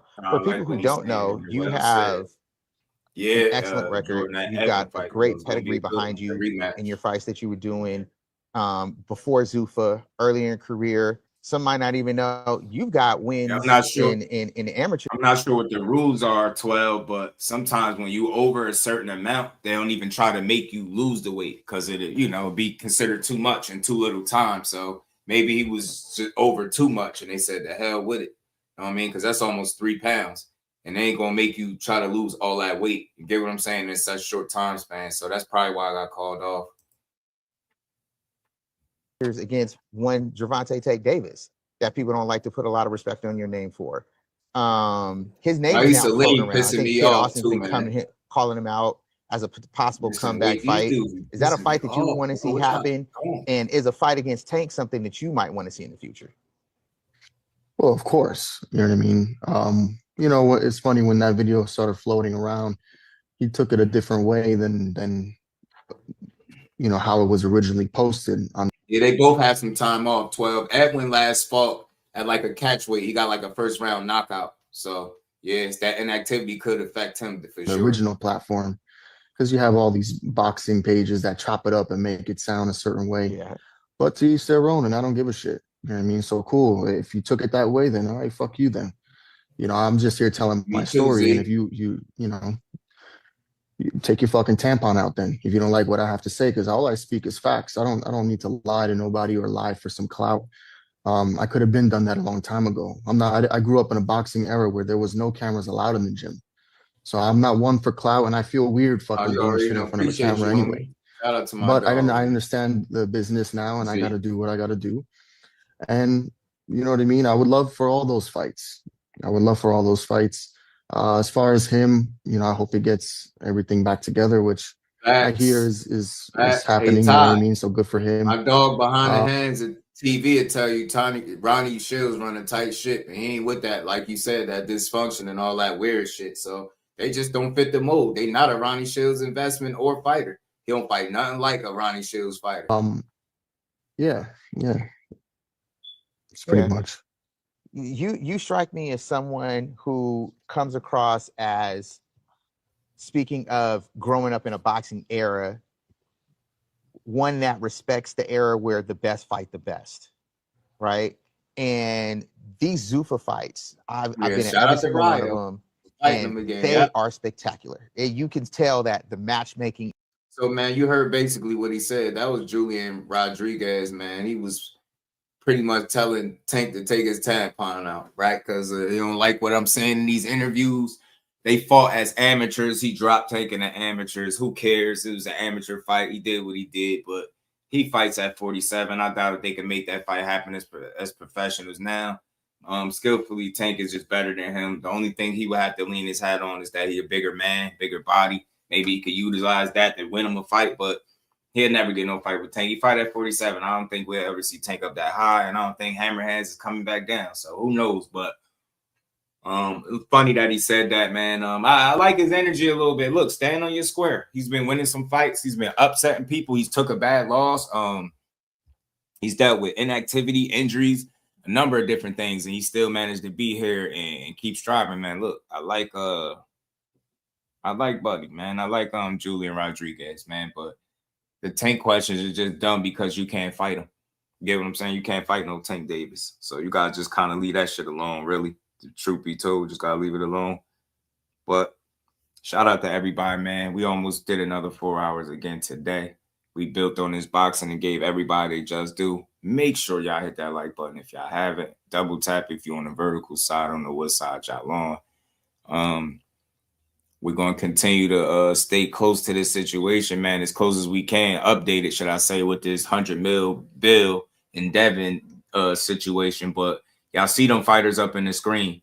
For him to make that kind of money, he got to fight those guys. It ain't nothing else to even try to over-speculate or analyze. If you really going to make this kind of money, we know which fighters you're going to have to fight to do it. That's how I see it. So that's a Shakur, that's a Ryan, that's a Boost, that's a Tank. You need those kind of fights. Without them, you can't make that kind of money, in my opinion, or they can't justify spending that kind of money or paying you that kind of money, should I say. But we'll see. I've been wrong before. Let's see if I'm wrong about that. But I want to see the youngin get his bread. And more importantly, I want to see boxing fans get the fights that we want that's worth our money, our time, our energy, and our effort. You get me? That's what I want. Yeah, feel me? You feel me? He said, yep, 30 million fight sounds about right, though. But shout out to everybody, man. I appreciate y'all rocking out to the end of the show. Hit the like button, sub to the channel. When it's over, hype the live, share the live, keep rocking out. Shout out to everybody. Hit the super chat. I appreciate the support. Everybody that rocked out to the end of the show. Y'all make sure y'all enjoy the rest of this Good Friday, man. Because we just gave boxing its just due, how only we do. I'm thinking I might come tomorrow and call Fabio Wardley and Daniel Dubois, being that I didn't really cover that fight at all, which I'm a little disappointed I didn't cover the fight, but maybe I'll call the fight tomorrow and make up for it. You know what I'm saying? Looking sharp. Yeah, man. Shout out to De Los Santos, man. He looked chubby on that poster. We're going to talk about that a little bit tomorrow, too, that rematch. I meant to get to it today, but I ran out of time. But again, shout out to the entire Just Do family. Much love, much appreciation to everybody, man. Stay tapped in, and we're going to be back tomorrow. We probably call these fights, y'all. So enjoy the rest of this Friday, and I'll see all of y'all tomorrow. Peace to the family. Say, because Sunday, your book. What's Sunday? Oh, yeah, Sunday. But yeah, you're right. I about to say, what's Sunday? Never mind. I got it. But for sure. So we're gonna make it happen though. But shout out to everybody. My homie Z, Ty, Kurt 12, Cal, my guy, man, Jordan. Appreciate y'all, Ryan, Kurt, the rest of the gang, man. Yeah, Mother's Day. I caught myself. Players mess up 12. I caught myself. I knew what you were saying when I was like, Sunday I'm booked. Like, I start thinking, like, what I'm booked, what I'm doing Sunday. I start asking that in my head, but I got you. For sure, man. But, I'll see all y'all tomorrow, man. Peace to the fam. We out.